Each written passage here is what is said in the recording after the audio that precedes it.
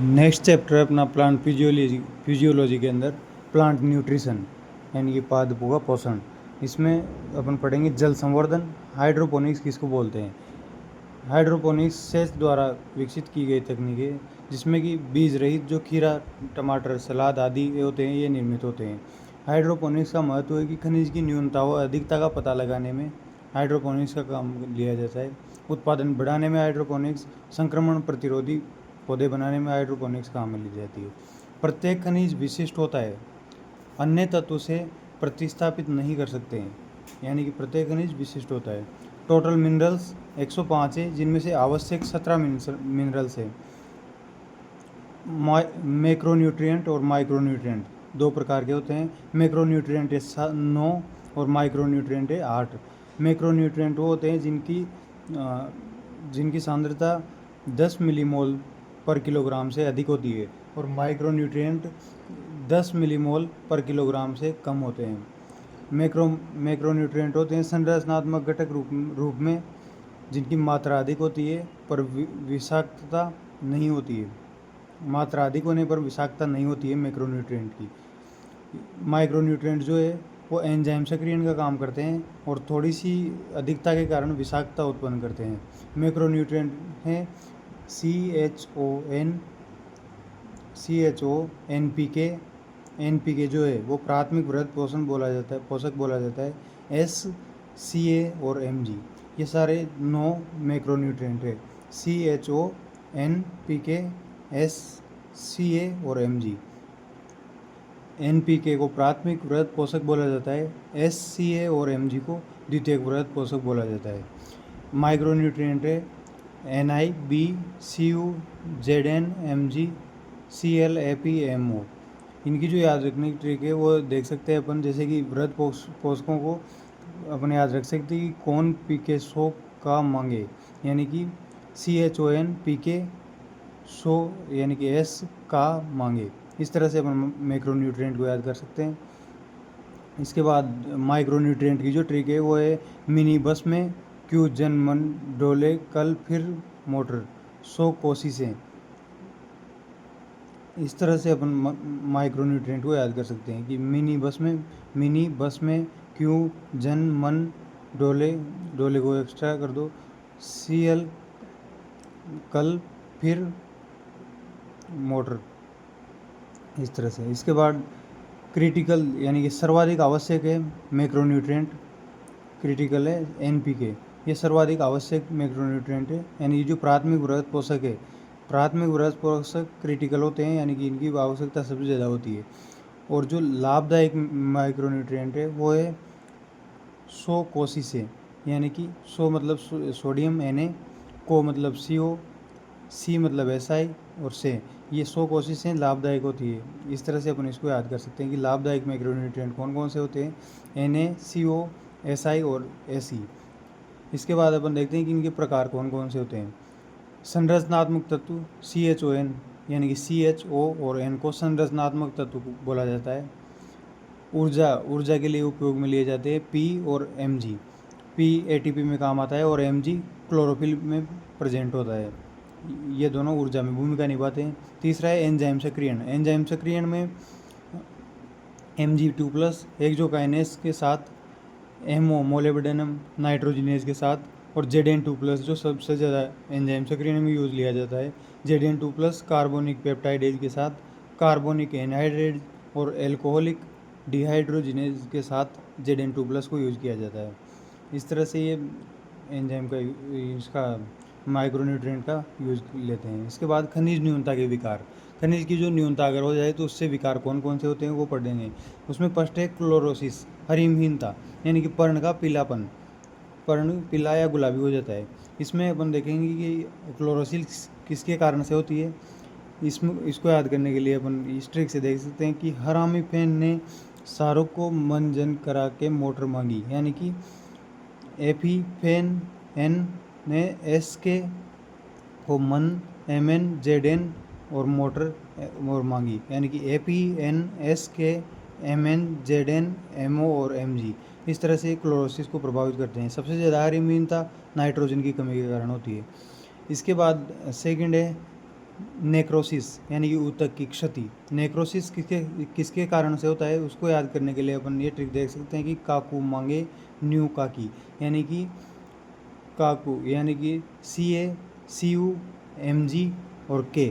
इस तरह से नेक्रोसिस यानी कि इसको ऊतक क्षति के जो प्रभावित करने वाले मैक्रोन्यूट्रिएंट है वो है CACU MG K, काको मांगी न्यू काकी। ठीक है, इसके बाद कुछ एक्स्ट्रा है, जैसे नींबू में डायबैक रोग। नींबू में जो डायबैक रोग होता है वो कॉपर की वजह से होता है। मटर मार्स स्पॉट रोग, मटर में जो मार्स स्पॉट रोग होता है वो MN की वजह से होता है। इसके बाद थर्ड देखते हैं कि पुष्पन में देरी। पुष्पन में देरी किस किस के कारण होती है, इसकी ट्रिक है स्लो मोशन, यानी स्लो का मतलब देरी और मोशन MO और SN के कारण पुष्पन में देरी होती है। जैसे MO में फूल गोभी में विप्टेल रोग होता है MO के कारण। इसके बाद फोर्थ है कोशिका विभाजन का संदमन।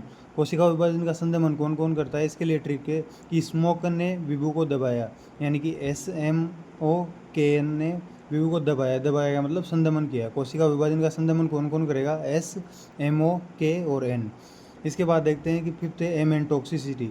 जो मैंगनीज है इसकी वजह से टॉक्सिसिटी विषाक्तता हो जाती है, तो इसको Mn2+ की अधिकता के लक्षण है। इसके लक्षण कौन कौन से होते हैं, ये लक्षण होते हैं AP, CA और MG की कमी के लक्षण के समान Mn2+ की अधिकता के लक्षण होते हैं, जिसमें CA2+ का प्रोरोह शीर्ष में स्थानांतरण रुक जाएगा Mn की वजह से, Mn रोक देगा। Fe और Mg अवशोषण के साथ स्पर्धा करेंगे, Mg को एंजाइम के साथ संयुक्त होने से रोकेगा। और ब्राउन स्पॉट किसको बोलते हैं, जिसमें क्लोरेटिक सिराओं के पास ब्राउन स्पॉट पाया जाता है। MN टॉक्सिसिटी का लक्षण है ब्राउन स्पॉट क्लोरेटिक सिराओं के पास पाया जाता है। इसके बाद अपन देखते हैं कि गतिशील तत्व कौन कौन से हैं और अगतिशील तत्व कौन कौन से हैं। गतिशील तत्व में अपन याद कर सकते हैं कि मोबाइल, पीके, मगन। मोबाइल का मतलब गतिशील, पीके मतलब पीके और मगन मतलब MGN, यानी कि गतिशील तत्व कौन कौन से हैं, मोबाइल, पीके, मगन, पीके, MG और N, ये गतिशील तत्व है। गतिशील तत्व कैसे होते हैं, जैसे तत्व जीर्ण पर्ण से नए पर्ण में जाना। तत्व का जीर्ण पर्ण से जो नए पर्ण में जाते हैं वो होते हैं गतिशील। न्यूनता लक्षण, जैसे जीर्ण पर्ण में प्रथम, न्यूनता के जो लक्षण होते हैं वो जीर्ण पर्ण में प्रथम देखे जाते हैं। और तत्व जीर्ण पर्ण से नए पर्ण में जाते हैं, नए में नहीं जाएंगे। ये जो अगतिशील है ये नए पर्ण में नहीं जाएंगे, और इसमें न्यूनता के लक्षण जीर्ण पर्ण में दिखते हैं गतिशील में, और इसमें सर्वप्रथम नए पर्ण में न्यूनता के लक्षण दिखाई देंगे अगतिशील में। अगतिशील के लिए अपन ट्रिक देख सकते हैं कि काकू बड़े फेंकू, यानी कि CACU BFECU, ये सब अगतिशील तत्व हैं, काकू बड़े फेंकू। और जो S है सल्फर, ये दोनों है, गतिशील भी है और अगतिशील भी है, दोनों तरह से सल्फर को यूज में लिया जाता है। इसके बाद कुछ तत्व है वो देखते हैं कि नाइट्रोजन बृहद पोषकों में सर्वाधिक आवश्यक है। विभिजोतक क्षेत्र एंड उपापचय में इसके बहुत सहायक होता है। इसके बाद फॉस्फोरस की कमी के कारण अपरिपक्व पर्ण गिर जाते हैं। अपरिपक्व पर्ण फॉस्फोरस की कमी के कारण गिर जाते हैं। K+ पोटेशियम देखते हैं तो इसमें कोशिका स्फीत बनाने में K+ की भूमिका होती है। रंध्र खोलने और बंद करने में भी K+ की भूमिका होती है। इसके बाद देखते हैं CA2+ मूल परिवर्धन में, जल का प्रकाशिक अपघटन, कोशिका विभेदन, तंतु तंतु निर्माण में CA2+ होता है। और CA2+ की भूमिका कोशिका भित्ति में मध्य पटलिका बनाने में भी CA2+ की भूमिका होती है। AP3+ क्लोरोफिल में पाया जाता है, क्लोरोफिल संश्लेषण में AP3+ की भूमिका होती है। इसके बाद Mg2+ नेक्रोसिस में भी होता है, और इसकी कमी के कारण नेक्रोसिस होता है। Mg2+ प्रकाश संश्लेषण एवं शोषण में एंजाइम सक्रियण का कार्य करता है। Mn2+ भी एंजाइम सक्रियण का कार्य करता है प्रकाश संश्लेषण में, और Mg2+ भी। Mg2+ क्लोरोफिल का घटक है। Mg2+ राइबोसोम का निर्माण करता है। इसके बाद सल्फर SO4 2- के रूप में पाया जाता है, एमिनो एसिड का निर्माण करता है। सल्फर विटामिन B7 और B1, B7 यानी कि बायोटीन और B1 यानी कि थायमीन, इनके निर्माण में इनमें भी सल्फर का प्रयोग होता है। एमिनो एसिड निर्माण में सल्फर का अम्ल लिया जाता है, जैसे सिस्टीन में coenzyme A, mustard oil seed, और मिथियोनिन में APS प्रोटीन निर्माण में सल्फर का भूमिका होती है। नेक्स्ट है अपना Mn2+ मैंगनीज। मैंगनीज किस में काम आता है? जल का प्रकाशिक अपघटन में मैंगनीज काम आता है, और क्लोरीन भी जल का प्रकाशिक अपघटन में काम में लिया जाता है। Mn2+ N उपापचय में भी काम आता है, प्रकाश संश्लेषण में आता है, एवं श्वसन का एंजाइम सक्रियण, प्रकाश संश्लेषण एवं श्वसन के एंजाइम सक्रियण में भी Mn2+ भूमिका निभाता है। Mn2+ मटर में मार्स स्पॉट रोग का कारण होता है। इसके बाद मोलिब्डेनम मोलिब्डेट के रूप में यानी कि MoO2+ के रूप में पाया जाता है। ये नाइट्रोजन उपापचय में सहायता करता है। विप्टेल रोग जो फूल गोभी में होता है उसके कारण भी मोलिब्डेनम होता है। नाइट्रोजिनेज नाइट्रेट रिडक्टेज को सक्रिय करना, ये भी मोलिब्डेनम का कार्य है। इसके बाद Cu2+ कॉपर का कार्य होता है। साइटोक्रोम AA3 कॉम्प्लेक्स जो होता है रेस्पिरेशन में, उसमें भी Cu2+ की भूमिका होती है। प्लास्टोसाइनिन पीसी में भी Cu2+ पाया जाता है। इसके बाद Zn2+ जिंक, ये ऑक्सीजन संश्लेषण में काम लिया जाता है। एंजाइम सक्रियण कौन कौन से एंजाइम को सक्रिय करेगा? कार्बोनिक एनहाइड्रेज, कार्बोनिक पेप्टाइडेज और एल्कोहलिक हाइड्रोजिनेज, इनका सक्रियण Zn2+ के द्वारा होता है। क्लोरोफिल संश्लेषण किस किस की मदद से होता है? Ap, N और Mg की वजह से। फिर देखते हैं अपने बोरोन किस में काम आता है? पराग कणों का अंकुरण में बोरोन काम में आता है। बोरोन कार्बोहाइड्रेट का स्थानांतरण में भी काम में लिया जाता है, और बोरोन Ca2+ अवशोषण और उपभोग को बढ़ाता है। क्लोरीन की बात करें तो क्लोरीन कैटायन है। कैटायन संतुलन के साथ Na+ K+ के साथ संतुलन करता है, और Cl- जल का प्रकाशिक अपघटन इसमें भी आता है। तो जल के प्रकाशिक अपघटन में Ca2+, Mn2+ और Cl- ये तीनों काम आते हैं, और क्लोरोफिल संश्लेषण में Ap, N और Mg काम आते हैं। इसके बाद अपन देखते हैं कि ये जो नाइट्रोजन फिक्सिंग है, N2 से NH3 अमोनिया जो बनता है, उन नाइट्रोजिनेज की सहायता से बनता है। O2 की उपस्थिति में निष्क्रिय होता है, यानी कि ये निष्क्रिय होता है। वर्सेज लेग हीमोग्लोबिन जो होता है, ये लाल गुलाबी वर्णक होता है। O2 का अपमार्जक होता है। ऑक्सीजन लेग हीमोग्लोबिन अवायवीय स्थिति में सक्रिय नाइट्रोजिनेज का निर्माण करता है। इसके बाद अमाइड का पादपों में संचरण जाइलम के द्वारा होता है। सोयाबीन में नाइट्रोजन यूरेट्स के रूप में संग्रहित होता है।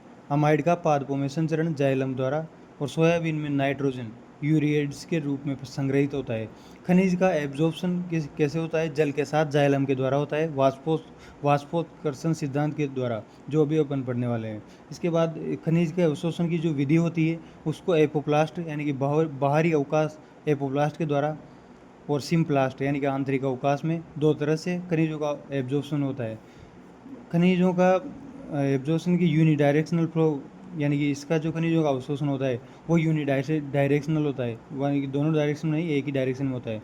निर्जीव निष्क्रिय पथ है एपोप्लास्ट, जो कि तीव्र परिवहन करेगा। सिम्प्लास्ट जो है वो जीवित सक्रिय पथ है, जो धीमा परिवहन करेगा, उपापचय ऊर्जा का उपयोग करेगा। इसके बाद अपना नेक्स्ट चैप्टर है वाटर रिलेशन सबसे बड़ा चैप्टर है और इम्पोर्टेंट है। इससे शुरू करते हैं कि कम दूरी तक परिवहन के लिए कम दूरी का परिवहन डिफ्यूजन के द्वारा होता है, जो कि निष्क्रिय होता है। साइक्लोसिस जीव द्रव्य प्रवाह, ये सक्रिय होता है। यानी कम दूरी में परिवहन के लिए दो घटनाएं होती है, डिफ्यूजन और साइक्लोसिस। सेकेंड है लंबी दूरी तक परिवहन के लिए जाइलम फ्लोएम द्वारा ट्रांसलोकेशन या स्थानांतरण होता है। मीन्स ऑफ ट्रांसपोर्ट के मीन्स कौन कौन से होते हैं? इसमें कुछ है, जैसे रेट ऑफ डिफ्यूजन की दर को कौन प्रभावित करेगा वो देखते हैं कि डिफ्यूजन की दर जो है वो डायरेक्टली प्रोपोर्शनल होती है टेम्परेचर, प्रेशर, सांद्रता, प्रवणता, वसीय पदार्थ की कंसंट्रेशन, इन सब की डायरेक्ट प्रोपोर्शनल होता है रेट ऑफ डिफ्यूजन। यानी कि टेम्परेचर बढ़ेगा, प्रेशर बढ़ेगा, सांद्रता प्रवणता बढ़ेगी, वसीय पदार्थ की कंसंट्रेशन बढ़ेगी, तो रेट ऑफ डिफ्यूजन भी बढ़ेगा। लेकिन इन्वर्सली प्रोपोर्शनल होता है पदार्थ का आकार, अगर पदार्थ का आकार बढ़ेगा तो रेट ऑफ डिफ्यूजन कम होगा। डेंसिटी के भी 1/√d के प्रोपोर्शनल होता है रेट ऑफ डिफ्यूजन। इस तरह से ये जो डेंसिटी का रिलेशन है, डेंसिटी और डिफ्यूजन का, ये ग्राम के नियम के नाम से भी जाना जाता है।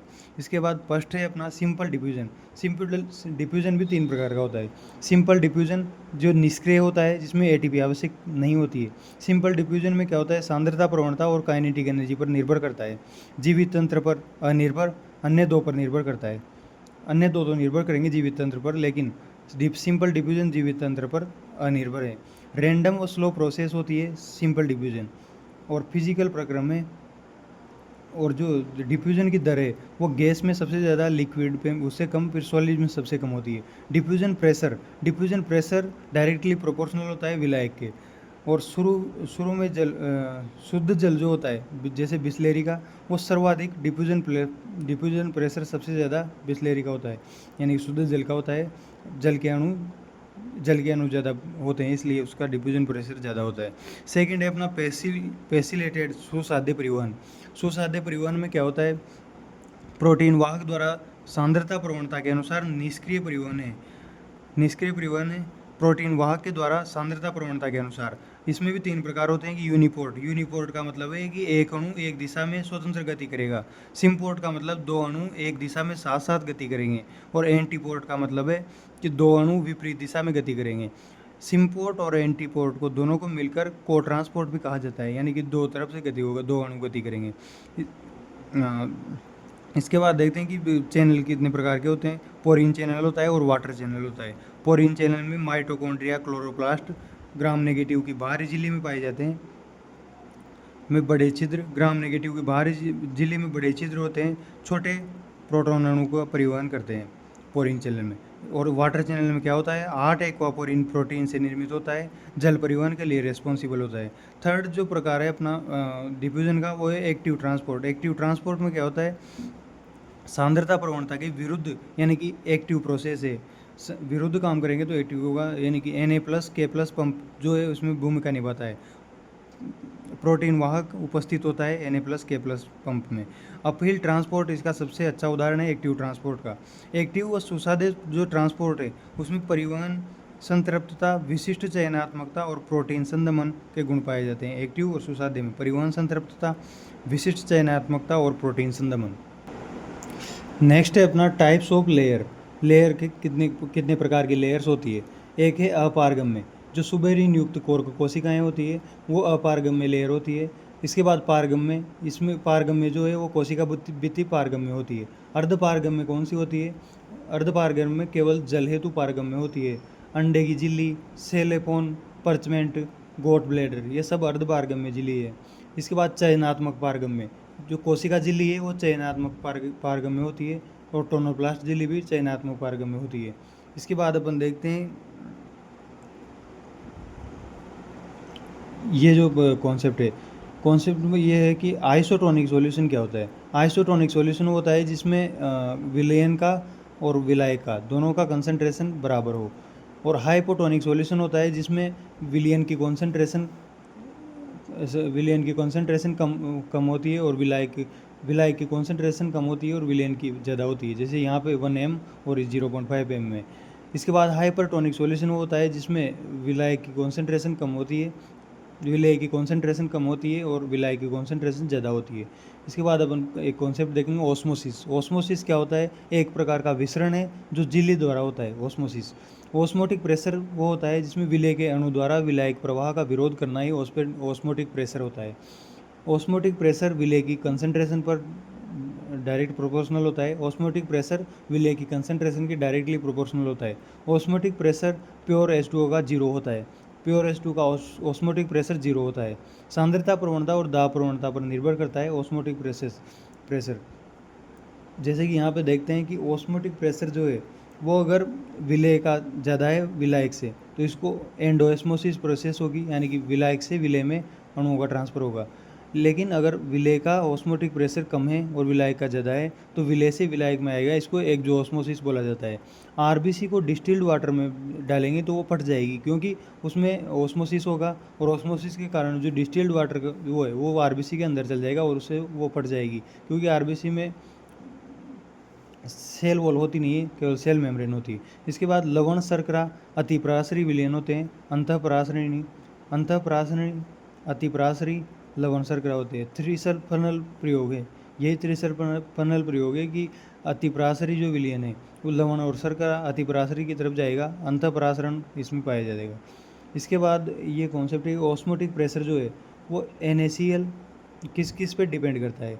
तो ऑस्मोटिक प्रेशर जैसे कि NaCl, MgCl2 और AlCl3, इसमें अपन इनके अणु कितने भाग ले रहे हैं वो देखते हैं कि इसमें कितने एटम भाग ले रहे हैं। इसमें आयनाइजेशन देखते हैं कि इसमें एक आयन एक है, इसमें 3 आयन है और इसमें 4 आयन भाग ले रहे हैं, तो जिसमें ज़्यादा आयन होंगे वही उसी का ऑस्मोटिक प्रेशर ज़्यादा होगा। तो यहाँ पे AlCl3 का सबसे ज़्यादा, उससे कम MgCl2 का, उससे कम NaCl का।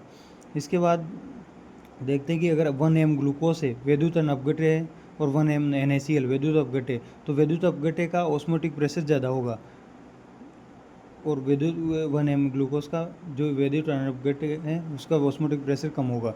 जल के प्रवाह की बात करें तो जल का प्रवाह कहाँ से कहाँ तक होगा, कम से अधिक ऑस्मोटिक प्रेशर या DPD, यानी कि ऑस्मोटिक प्रेशर और DPD दोनों के लिए जल का प्रवाह कम से अधिक होगा। लेकिन अधिक से कम, कौन कौन अधिक से कम होगा जल का प्रवाह, DP साई यानी कि पोटेंशियल, और TP टर्गर प्रेशर, ये तीनों अधिक से कम की तरफ प्रवाह होगा। पोटेंशियल, TP और DP, और OP और DPD का कम से अधिक की तरफ होगा। इसके बाद जो ऑस्मोटिक प्रेशर है उसका क्रम देखें तो सबसे ज़्यादा लवणोद्भिद में होता है, उससे कम मरुद्भिद में, उससे कम समोद्भिद में, उससे कम जलोद्भिद में, और लीफ में सबसे ज़्यादा, फिर स्टेम, फिर रूट, फिर सोइल में सबसे कम ऑस्मोटिक प्रेशर पाया जाता है। इसके बाद अपन देखते हैं टर्गर प्रेशर। टर्गर प्रेशर क्या होता है, एंडोऑस्मोसिस द्वारा भित्ति पर दबाव जो डाला जाता है उसको टर्गर प्रेशर कहते हैं। एंडोऑस्मोसिस द्वारा भित्ति पर दबाव। टर्गर प्रेशर किसके प्रोपोर्शनल होता है, कंसंट्रेशन ऑफ सोलवेंट के कंसंट्रेशन के प्रोपोर्शनल होता है टर्गर प्रेशर। वाल का प्रेशर जो होता है वो टर्गर प्रेशर के बराबर होता है, लेकिन ऑपोजिट डायरेक्शन में होता है। जल का प्रवाह अधिक TP से कम TP की तरफ जाएगा, जैसा कि अपन यहाँ पे देखा, अधिक से कम टर्गर प्रेशर, जल का प्रवाह। टर्गर प्रेशर अगर जीरो है तो वायुमंडलीय दाब पर टर्गर प्रेशर जीरो होता है। टर्गर प्रेशर जीरो किस किस का होता है, प्लेसिड स्लत या सिकुड़ी हुई सेल में टर्गर प्रेशर जीरो होता है। टर्गर प्रेशर नेगेटिव होता है जीव द्रव्य कुंचित सेल में। इसके बाद टर्गर प्रेशर ऑस्मोटिक प्रेशर के बराबर होता है पूर्ण स्फीत यानी कि फूली हुई सेल में, और टर्गर प्रेशर ज़्यादा होता है दाब बढ़ाने पर टर्गर प्रेशर बढ़ेगा, वाटर पोटेंशियल भी बढ़ेगा, यानी कि दाब बढ़ाने पर टर्गर प्रेशर और वाटर पोटेंशियल दोनों बढ़ेगा। कम OP या DPD से अधिक OP या DPD की तरफ, जैसा कि यहाँ पे देखा अपन ने, जल का प्रवाह होता है। इसके बाद अपन देखते हैं डिफ्यूजन प्रेशर डेफिसिट, DPD जिसको बोला जाता है। DPD की अवधारणा मेयर के द्वारा दी गई थी। DPD का मतलब है जल की मांग, किधर जल की मांग जिधर ज़्यादा है उधर DPD ज़्यादा होगा। DPD है शक्कर चूषण दाब, इसको बोला जाता है। DPD बराबर होती है शुद्ध जल का DP माइनस विलयन की DP, OP माइनस TP, शुद्ध जल का भी DP, OP minus TP, DPD बराबर होती है OP माइनस TP के। जल का प्रवाह होगा कम DPD से अधिक DPD की तरफ, अधिक पोटेंशियल से कम पोटेंशियल की तरफ। DPD प्रोपोर्शनल होती है ऑस्मोटिक प्रेशर के, और DPD प्रोपोर्शनल होती है ऑस्मोटिक प्रेशर के, और इन्वर्सली प्रोपोर्शनल होती है टर्गर प्रेशर के। इसके बाद अपन देखते हैं वाटर पोटेंशियल। वाटर पोटेंशियल की अवधारणा स्टेलर और टेलर ने दी थी। वाटर पोटेंशियल को साइन W के द्वारा दिखाया जाता है, जो कि always negative, water potential always negative होता है। इसका जो सूत्र होता है वो शुद्ध जल की स्वतंत्र ऊर्जा जो होती है उसमें से विलयन की स्वतंत्र ऊर्जा को कम कर देंगे तो वाटर पोटेंशियल आ जाएगा। वाटर पोटेंशियल मैक्सिमम होता है जीरो मैक्सिमम होता है, और उसके बाद जो होता है वो नेगेटिव होता है। वाटर पोटेंशियल का सूत्र होता है साइन W साइन S और साइन P, यानी कि सॉल्यूशन की सॉल्वेंट की और प्रोडक्ट की। Minus DPD is equal to minus OP plus TP, इसको इस तरह से दर्शा सकते हैं। साइन P बढ़ेगा तो वाटर पोटेंशियल भी बढ़ेगा। नेक्स्ट कॉन्सेप्ट है प्लाज्मा। यहाँ से देखते हैं कि सामान्य कोशिका में क्या होता है। सामान्य कोशिका में टर्गर प्रेशर जीरो होता है और पोटेंशियल भी जीरो होता है। सामान्य कोशिका में, अब उसमें अगर सूत्र में रखेंगे तो DPD किसके बराबर होगा, OP माइनस TP के। यहाँ पे TP जीरो है तो DPD OP के बराबर हो जाएगा, और साइन W साइन S के बराबर हो जाएगा क्योंकि साइन P भी जीरो है। सिकुड़ी कोशिका में भी सेम यही कॉन्सेप्ट लगेगा। सिकुड़ी कोशिका में भी TP जीरो होता है, साइन P जीरो होता है, इसलिए DPD OP के बराबर होगा और साइन W साइन S के बराबर होगा। पूर्ण स्फीत फूली हुई कोशिका में TP OP के बराबर होता है, साइन P साइन S के बराबर होता है। पूर्ण स्फीत फूली हुई में DPD भी जीरो हो जाएगा और साइन S भी जीरो हो जाएगा, यानी कि साइन S जीरो हो जाएगा, साइन S क्या, साइन W भी जीरो हो जाएगा, यहाँ W होना चाहिए। इसके बाद आता है प्लाज्मोलाइटिक। जीव द्रव्य कुंचित कोशिका में क्या होता है, TP नेगेटिव होता है और साइन P भी नेगेटिव होता है, इसलिए DPD OP प्लस TP के बराबर हो जाएगा और sign W sign S minus sign P के बराबर हो जाएगा। इसके बाद देखते हैं इम्बाइबिशन, अंतःचूषण क्या होता है और उसके प्रयोग क्या होते हैं। इम्बाइबिशन एक प्रकार का विसरण है जो कंसंट्रेशन ग्रेडियंट पर निर्भर करता है। सॉलिड सरफेस पर पहले अधिशोषण होगा, फिर अवशोषण होगा। दो शर्तें हैं इम्बाइबिशन के लिए। डीपी एंड डीएम के मध्य बंधुता आवश्यक है, दोनों के मध्य वाटर पोटेंशियल डिफरेंस जरूरी है। और वो इसके बाद क्या होता है, इम्बाइबिशन के बाद अधिशोषक का वॉल्यूम एंड प्रेशर बढ़ता है। अधिशोषक सतह से हीट ऑफ वेटिंग रिलीज होती है, यानी कि अधिशोषक का वॉल्यूम और प्रेशर बढ़ता है और अधिशोषक सतह से हीट ऑफ वेटिंग रिलीज होती है। इम्बाइबिशन का महत्व क्या होता है कि जैसे बारिश में लकड़ी के दरवाजे फूल जाते हैं तो वहाँ इम्बाइबिशन होता है, अंतःशोषण। लकड़ी के गट्टर चट्टानों को तोड़ने में काम में लिए जाते हैं, वहाँ भी इम्बाइबिशन का काम होता है। मूल द्वारा प्रथम जल एब्जॉर्प्शन वो भी इम्बाइबिशन के द्वारा होता है। ये इंपॉर्टेंट है कि मूल द्वारा जो प्रथम जल एब्जॉर्प्शन होता है वो इम्बाइबिशन के द्वारा होता है। सूक्ष्म जीव द्वारा अंकुरण होता है, वो निमेटोड नवोद्भिद का बाहर आना, ये सब इम्बाइबिशन के कारण होता है। नेक्स्ट कॉन्सेप्ट अपना प्लाज्मोलाइसिस, जीव द्रव्य कुंचन। केवल जीवी सेल में प्लाज्मोलाइसिस देखा जाता है। रिवर्सिबल प्रोसेस है, यानी कि दोनों साइड भी हो सकती है। प्लाज्मोलाइसिस ओनली प्लांट सेल में होती है, जीवी सेल में। सर्वप्रथम जल जीव द्रव्य से बाद में रिक्तिका से बाहर आएगा। जैसे कि यहाँ पे देख सकते हैं कि ये कोशिका है, ये जीव द्रव्य है।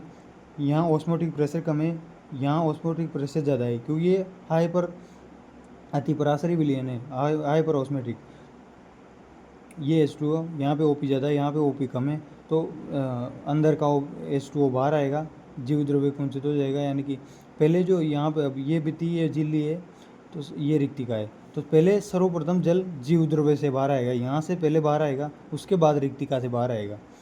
भित्ति और झिल्ली के मध्य अतिपराशरी विलयन भरेगा। भित्ति और झिल्ली यहाँ पे भी अतिपराशरी विलयन भर जाएगा। इसका जो महत्व क्या होता है, प्लाज्मोलाइसिस का महत्व होता है परासरण मापन में, जैम, जेली और मुरब्बा बनाने में, खरपतवार नष्ट करने में, जीवित या मृत सेल में डिफरेंस करने के लिए भी प्लाज्मोलाइसिस का यूज़ किया जाता है। इसके बाद अपन देखते हैं ट्रांसलोकेशन लंबी दूरी तक परिवहन के लिए काम में लिया जाता है। लंबी दूरी तक परिवहन के लिए जटिल ऊतक काम में लिए जाते हैं, जैसे जाइलम और फ्लोएम के द्वारा।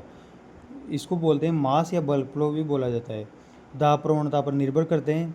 50 माइक्रोमीटर हेतु 2.5 सेकंड में 50 माइक्रोमीटर हो जाता है का परिवहन करा देते हैं। इसमें वाटर जो एब्जॉर्प्शन होता है उसको बोला जाता है holard is equal to chresard plus echard. Holard का मतलब होता है सोयल में टोटल जल, जो टोटल जल होता है उसमें क्रेसार्ड यानी कि प्राप्य जल, पौधों को प्राप्य जल, और इकार्ड मतलब अप्राप्य जल, दोनों को मिला के होलार्ड बोला जाता है। इसके बाद पादपों का जो प्राप्य जल होता है वो कौन सा जल होता है, पादपों को प्राप्य जल गुरुत्व जल, आर्द्रता ग्राही जल, रासायनिक बंधित जल, ये तीनों नहीं होते। पादपों को प्राप्य जल होता है केशिकातु जल, केशिकातु जल के रूप में पादप जल को ग्रहण करते हैं। इसके बाद अपन इसका जो डायग्राम देखते हैं, जो कैस्पेरियन बैंड की जो कैस्पेरी की अवधारणा है वो देखते हैं कि कैस्पेरियन ये डायग्राम है। पहले यहाँ पे मृदा में जल होता है, इसके बाद मूल रोम में जाता है, मूल रोम के बाद ये एपिडर्मिस है, अधिचर्म। इसके बाद ये जो वल्कुट कॉर्टेक्स है, कॉर्टेक्स में ये मार्ग बहुत सारे सेल्स है। इसके बाद यहाँ पे ये होती है एंडोडर्मिस। एंडोडर्मिस में क्या होता है, सुबेरिन के कैस्पेरियन बैंड पाए जाते हैं। एंडोडर्मिस में यहाँ पे इस जगह पे मार्ग पथ सेल होती है, मार्ग कोशिका, यहाँ जहाँ से जो जल है वो अंदर जाता है। और ये परिरंभ एंडोडर्मिस के अंदर जो है वो परिरंभ पाया जाता है, परिरंभ। और ये हो गया मार्ग, यहाँ से ये प्रोटोजाइलम, प्रोटोजाइलम के बाद मेटाजाइलम, इस तरह से जल का परिवहन होगा। एंडोडर्मिस की बात करें तो एंडोडर्मिस कैस्पेरियन बैंड प्रेजेंट होते हैं, स्टार्च आच्छद का जमाव होता है, और पेसेज सेल के बैंड एब्सेंट होते हैं। पेसेज सेल के बैंड एंडोडर्मिस में एब्सेंट होते हैं, प्रोटोप्लाज्म के ठीक सामने होता है, यानी प्रोटोप्लाज्म के जो ठीक सामने है वो प्रोटोजाइलम के ठीक सामने कैस्पेरियन के पेसेज सेल के बैंड एब्सेंट होते हैं, जो कि यहाँ है, जिसको मार्ग कोशिका बोला जाता है। विशेष वाहक प्रोटीन में नियंत्रक बिंदु प्रेजेंट होते हैं, जो खनिज मात्रा व प्रकार का यूनिडायरेक्शनल एक्टिव परिवहन करते हैं। ये अपन देख लिया कि कैस्पेरियन बैंड कैस्पेरी द्वारा देगा। कैस्पेरियन बैंड में क्या होता है, सुबेरिन वैक्स का रेडियल और टेंजेंशियल भित्ति पर जमाव होता है, उसको कैस्पेरियन बैंड बोला जाता है। ये कैस्पेरियन बैंड मार्ग कोशिका में नहीं पाए जाते हैं। इसके बाद देखते हैं कि ऑर्किड अधिपावत द्वारा जो जल का अवशोषण होता है वो इस तरह से होता है कि इसमें जो आर्द्रता ग्राही मूलें होती हैं ऑर्किड में, और इसमें वेलामन टिश्यू पाया जाता है। वेलामन टिश्यू नमी को एब्जॉर्प्शन करने में काम में लिए जाते हैं। अंतर शोषण का ऑर्डर, इम्बाइबिशन का जो ऑर्डर है वो कैसा होता है कि अगार अगार में सबसे ज़्यादा इम्बाइबिशन होता है, उसके बाद पेक्टिन में, उसके बाद प्रोटीन में, उसके बाद स्टार्च और उसके बाद सेलुलोज। इस तरह से ये अंतर शोषण का ऑर्डर होता है। प्रोटीन जो है वो लेग्यूम बीज का अंकुरण पहले होगा, उसके बाद कपास के बीज का अंकुरण बाद में होगा। यानी कि कपास में सेलुलोज होता है और लेग्यूम बीज में प्रोटीन होता है, इसलिए लेग्यूम बीज का अंकुरण पहले होगा और कपास के बीज का अंकुरण बाद में होगा। पाइनस मूल प्लस कवक दोनों मिला के माइकोराइजा सहजीवन है पाइनस मूल का और कवक का। पाइनस मूल N2 और शुगर उपलब्ध कराता है और कवक जल और खनिज उपलब्ध कराता है। इस तरह से ये देखा जाता है। इसके बाद दो प्रकार का परिवहन होता है, एपोप्लास्टिक और सिम्प्लास्टिक। एपोप्लास्टिक निष्क्रिय पत्ते और सिम्प्लास्टिक जीवित पत्ते। जैसा कि हम डायग्राम में देखते हैं कि ये जो कोशिका भित्ति है, ये कोशिका झिल्ली हो गई, ये अधिचर्म यानी कि एपिडर्मिस है, ये वल्कुट कॉर्टेक्स है और ये प्लाज्मोडेस्मेटा। प्लाज्मोडेस्मेटा इसमें भूमिका निभाता है। प्लाज्मोडेस्मेटा की जो सेल्स है यहाँ पे एपोप्लास्ट सिम्प्लास्ट में कन्वर्ट हो जाता है। यानी कि ये एंडोडर्मिस है, यहाँ पे कैस्पेरियन बैंड है। कैस्पेरियन बैंड इसके अंदर जो मार्ग कोशिका में नहीं पाए जाएंगे। यहाँ पे परिरंभ है, परिरंभ और इसके बाद जाइलम। ये जो सीधा वाला पद है, ये सीधा वाला, ये तो सिम्प्लास्ट है। यानी कि सिम्प्लास्ट तो जीव द्रव्य के अंदर का जो परिवहन है उसको बोला जाता है, और एपोप्लास्ट जो है वो कोशिका भित्ति और कोशिका झिल्ली के बीच में निष्क्रिय परिवहन को बोला जाता है। इसके बाद इनमें डिफरेंस देखते हैं तो एपोप्लास्ट कोशिका भित्ति एंड अंतर कोशिका के अवकाश के बीच एपोप्लास्ट होता है। सिम्प्लास्ट जो होता है जीवित या सक्रिय पद है जिसमें जीव द्रव्य प्रवाह होता है। प्लाज्मोडेस्मेटा की भूमिका सिम्प्लास्ट में होती है, एपोप्लास्ट में नहीं होती है। प्लाज्मोडेस्मेटा जो है वो सिम्प्लास्ट में भूमिका निभाता है, एपोप्लास्ट में नहीं। एपोप्लास्ट में फास्ट फ्लो होता है, अवरोधक प्रेजेंट नहीं होते हैं, लेकिन सिम्प्लास्ट में स्लो फ्लो है। एपोप्लास्ट कंटिन्यूस पते, सिम्प्लास्ट भी कंटिन्यूस पते। एपोप्लास्ट जाइलम में सर्वाधिक यूज होता है और सिम्प्लास्ट एपिडर्मिस से परिरंभ तक अधिक प्रभावी होता है। एपोप्लास्ट एंडोडर्मिस में एब्सेंट होता है। जैसा कि मैंने बोला कि यहाँ पे कैस्पेरियन बैंड होते हैं, इसलिए एंडोडर्मिस में एपोप्लास्ट एब्सेंट होता है। इसके बाद निष्क्रिय जल का जो अवशोषण है वो वाष्पोत्सर्जन, निष्क्रिय जल का अवशोषण तना और वाष्पोत्सर्जन के द्वारा होता है। यानी कि जल का अवशोषण निष्क्रिय किस में होता है, तने और वाष्पोत्सर्जन का रोल होता है निष्क्रिय जल के अवशोषण में, क्योंकि वाष्पोत्सर्जन कर्षण सिद्धांत के द्वारा कारण दिन में 76% अवशोषण निष्क्रिय अवशोषण होता है जिसमें तने और वाष्पोत्सर्जन की भूमिका होती है। इसके बाद सक्रिय जल अवशोषण होता है जिसमें मूल की भूमिका होती है। क्योंकि मूल दाब और परासरण दाब के कारण मूल की भूमिका होती है। रात्रि में 4% जो अवशोषण होता है वो सक्रिय अवशोषण होता है मूल के द्वारा। नेक्स्ट कॉन्सेप्ट अपना एसेंट ऑफ शेप, रसारोहण। रसारोहण क्या होता है? रस किसको बोलते हैं? जल और खनिज को। जल और खनिज का ग्रेविटी के विरुद्ध मूल से वायव्य भागों में जो आरोहण होता है उसको रसारोहण बोला जाता है। इससे रिलेटेड 2-3 थ्योरीज है अपने पास, जिसमें फर्स्ट है vital force theory. Vital force theory Godlewski, Westermaier और जेसी बोस ने दी थी। गोर्डलेवस्की और वेस्टमायर ने रिले पंप सिद्धांत दिया था और जेसी बोस ने स्पंदनवाद। ये जो तीनों सिद्धांत थे ये वाइटल फोर्स थ्योरी का समर्थन करते हैं। पादपों के जीवित भाग में जाइलम पेरेन्काइमा, पादपों के जीवित भाग इसमें काम आते हैं। जाइलम पेरेन्काइमा की रसोरोहण में भूमिका होती है और इसको खारिज किया था क्योंकि वाहिका और वाहिनिका की भूमिका भी इसमें रसारोहण में होती है।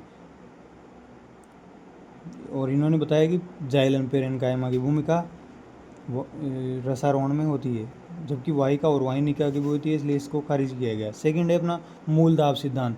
मूल दाब सिद्धांत जोसेफ प्रिस्टले ने दिया था और ये सक्रिय परिवहन पर आधारित है। जाइलम में पॉजिटिव मूल दाब 1 से 2 ATM, पुशिंग फोर्स। अब इसकी अवधारणा देखें तो क्या होता है, ये मूल है, यहाँ मृदा, यहाँ पे जल खनिज प्रेजेंट है, यहाँ पे ऑस्मोटिक प्रेशर कम है। इसके बाद ऑस्मोटिक प्रेशर मूल में ज़्यादा होगा, अधिक खनिज यहाँ पे पाए जाएंगे, तो H2 मृदा से जल में जाएगा सक्रिय परिवहन के द्वारा। मूल यहाँ से H2O का परिवहन ऊपर करेगी जो कि पुशिंग फोर्स के द्वारा ऊपर चढ़ेगा। इसलिए इसको सक्रिय परिवहन कहा जाता है। इसमें क्या होता है, 10 से 20 मीटर ऊंचे पादप में जलरोहण सक्रिय परिवहन यानी कि मूल दाब के द्वारा होता है। इसकी लिमिट क्या है कि 100 मीटर से ऊंचे जो पादप होते हैं उनमें ये लागू नहीं होता है। रात्रि में मूल दाब बढ़ेगा बट रसारोहण कम होगा। जिम्नोस्पर्म में मूल दाब एब्सेंट होता है बट रसारोहण प्रेजेंट होता है। जिम्नोस्पर्म में मूल दाब एब्सेंट होता है लेकिन रसारोहण प्रेजेंट होता है, ये इसकी कमियां होगी। कुछ मरुपादपों में भी मूल दाब नेगेटिव होता है, इसलिए इसको भी अस्वीकार किया गया। जैसा कि हम देख सकते हैं कि गटेशन क्या होता है, बिंदु स्राव। गटेशन ऐसा होता है कि ये पर्ण हो गया, पर्ण में यहाँ पे हाइड्रोथोड जलरंध्र होते हैं जो कि हमेशा खुले हुए होते हैं।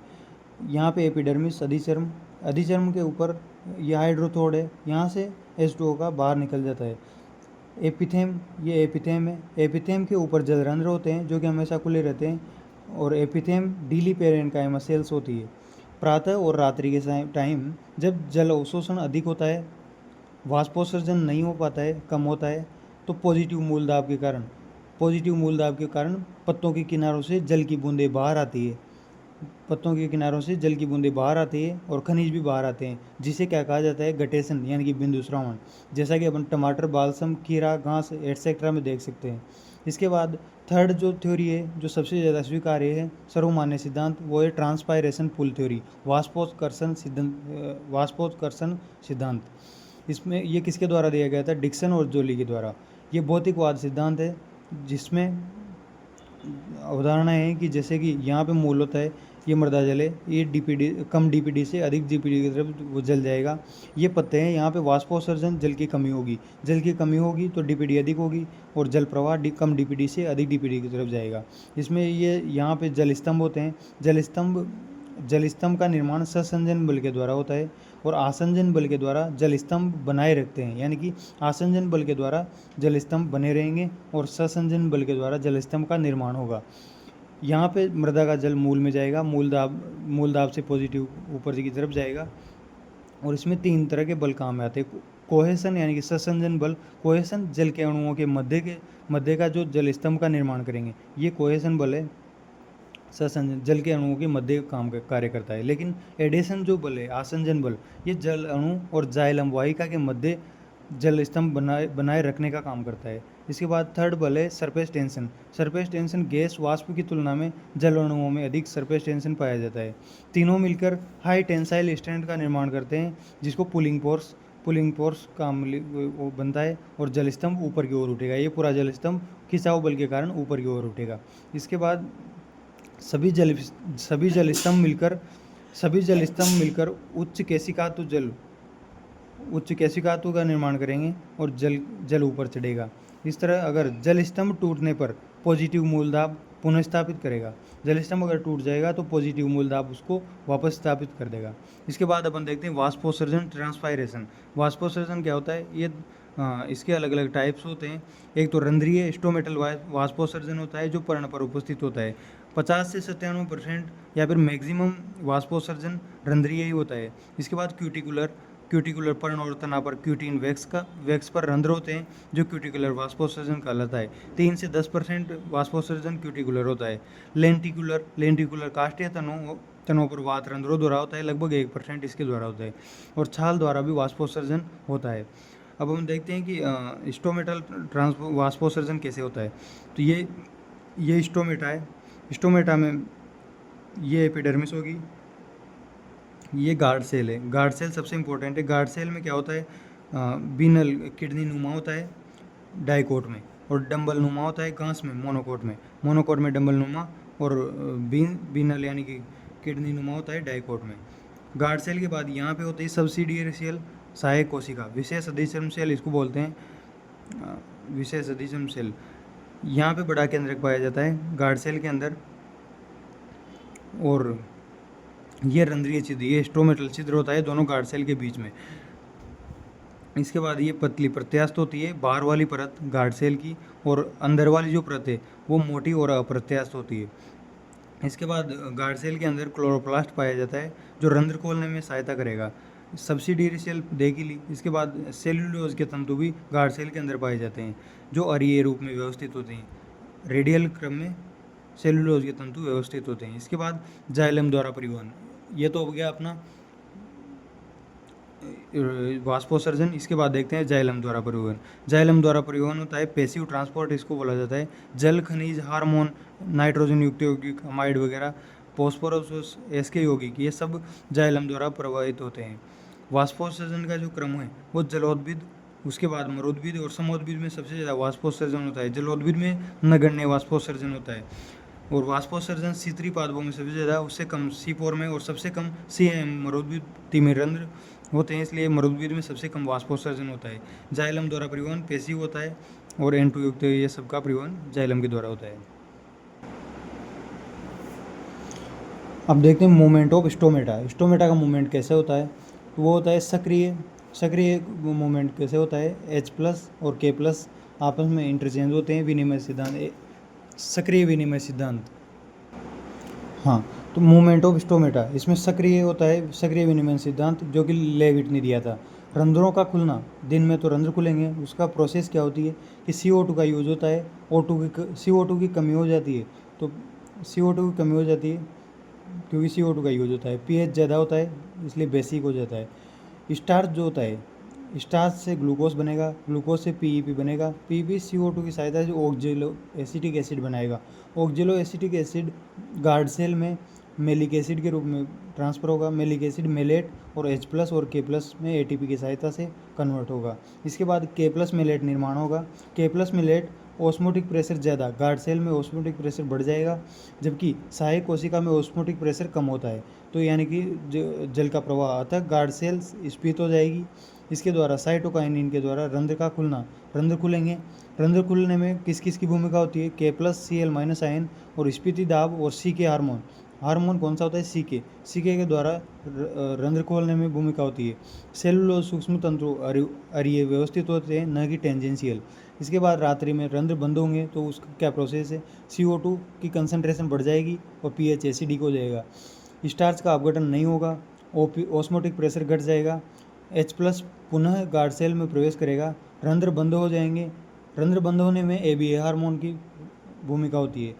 इसके बाद एक्सोऑस्मोसिस होगा, एक्सोऑस्मोसिस के द्वारा गार्ड सेल स्लत हो जाएगी और ABA हार्मोन के द्वारा रंध्र बंद हो जाएंगे। इस तरह से ये पूरी मैकेनिज्म होती है। इसके बाद इंपॉर्टेंस ऑफ वाष्पोत्सर्जन। वाष्पोत्सर्जन की भूमिका क्या होती है? पहला तो ये रसारोहण में काम आता है, प्रकाश संश्लेषण में जल की उपलब्धता, और 10 से 15% पादप टेम्परेचर कम करने में, पादप का टेम्परेचर जो होता है वो 10 से 15% वाष्पोत्सर्जन के द्वारा कम होता है। इसको कूलिंग इफेक्ट भी बोला जाता है। कोशिका भित्ति को स्फीत बनाने में भी वाष्पोत्सर्जन का यूज होता है। अधिशोषित जो जल है, जो अधिशोषित जल है पादपों के द्वारा, उसका 1% का यूज ही पादप करते हैं, जबकि 99% जल को वाष्पीकृत कर देते हैं। वाष्पोत्सर्जन की जो दर है, वाष्पोत्सर्जन प्रोपोर्शनल होता है जल के अवशोषण से। जितना ज़्यादा जल का अवशोषण होगा उतना ज़्यादा वाष्पोत्सर्जन होगा। टेम्परेचर, प्रकाश और वायु के वेग, इन सब के प्रोपोर्शनल होता है। लेकिन इन्वर्सली प्रोपोर्शनल होता है वायुमंडलीय आर्द्रता या नमी के, यानी कि आर्द्रता अगर बढ़ेगी तो वाष्पोत्सर्जन कम होगा। इसके बाद हिल स्टेशन में क्या होता है? वायु विरल होती है, वाष्पोत्सर्जन ज़्यादा होगा। इसके बाद एंटी ट्रांसपेरेंट, रंध्रों को बंद करने वाले एंटी ट्रांसपेरेंट बोले जाते हैं। रंध्रों को बंद करने वाले यानी कि एंटी ट्रांसपेरेंट कौन कौन से हैं? ABA, CO2, silicon oil, aspirin, PMA, phenyl mercuric acetate, ये सब रंध्र को बंद करने वाले हैं। कौन? ABA, PMA, CO2, silicon oil और एस्पिरिन। इसके बाद भोजन का परिवहन। भोजन का परिवहन कैसे होता है? फ्लोएम के द्वारा। इसका सोर्स के रूप में भोजन का परिवहन होता है। संग्रहण स्टार्च में होता है, यानी कि सुक्रोज के रूप में तो परिवहन होता है, और संग्रहण स्टार्च के रूप में होता है। भोजन का परिवहन द्विदिशीय या बहुदिशीय परिवहन होता है, पर्ण से अन्य भाग तक। चालनी नलिका तत्व तथा सहचरी कोशिका इसमें भूमिका निभाती है। और बसंत ऋतु में जो परिवहन होता है वो मूल सोर्स से कलिका की तरफ होता है, यानी कि वैसे तो पर्ण से अन्य भाग की तरफ होता है, लेकिन बसंत ऋतु में मूल सोर्स से कलिका की तरफ भोजन का परिवहन होता है। भोजन का परिवहन फ्लोएम लोडिंग और अनलोडिंग, इन दोनों प्रोसेस के द्वारा होता है, और जो कि दोनों सक्रिय परिवहन के द्वारा होता है। फ्लोएम लोडिंग और फ्लोएम अनलोडिंग दोनों सक्रिय परिवहन है, क्योंकि TP पर बेस्ड होते हैं। यहाँ पे हम देखेंगे कि फ्लोएम रस का माध्यम कौन सा होता है? क्षारीय होता है। फ्लोएम रस का माध्यम क्षारीय होता है। HT इसे H+ मुक्त कराएगा। अब अपन यहाँ देखते हैं कि ये जो तना है अपना, इसमें बाहर की साइड तो जाइलम होते हैं, यहाँ पे फ्लोएम होगा, यानी कि ये जाइलम कोशिकाएं, ये फ्लोएम की भूमिका होती है। यहाँ सचरी कोशिका होती है, सचरी कोशिका में केंद्रक होता है, लेकिन चालनी नलिका जो सीव ट्यूब जो होती है वो केंद्रक विहीन होती है।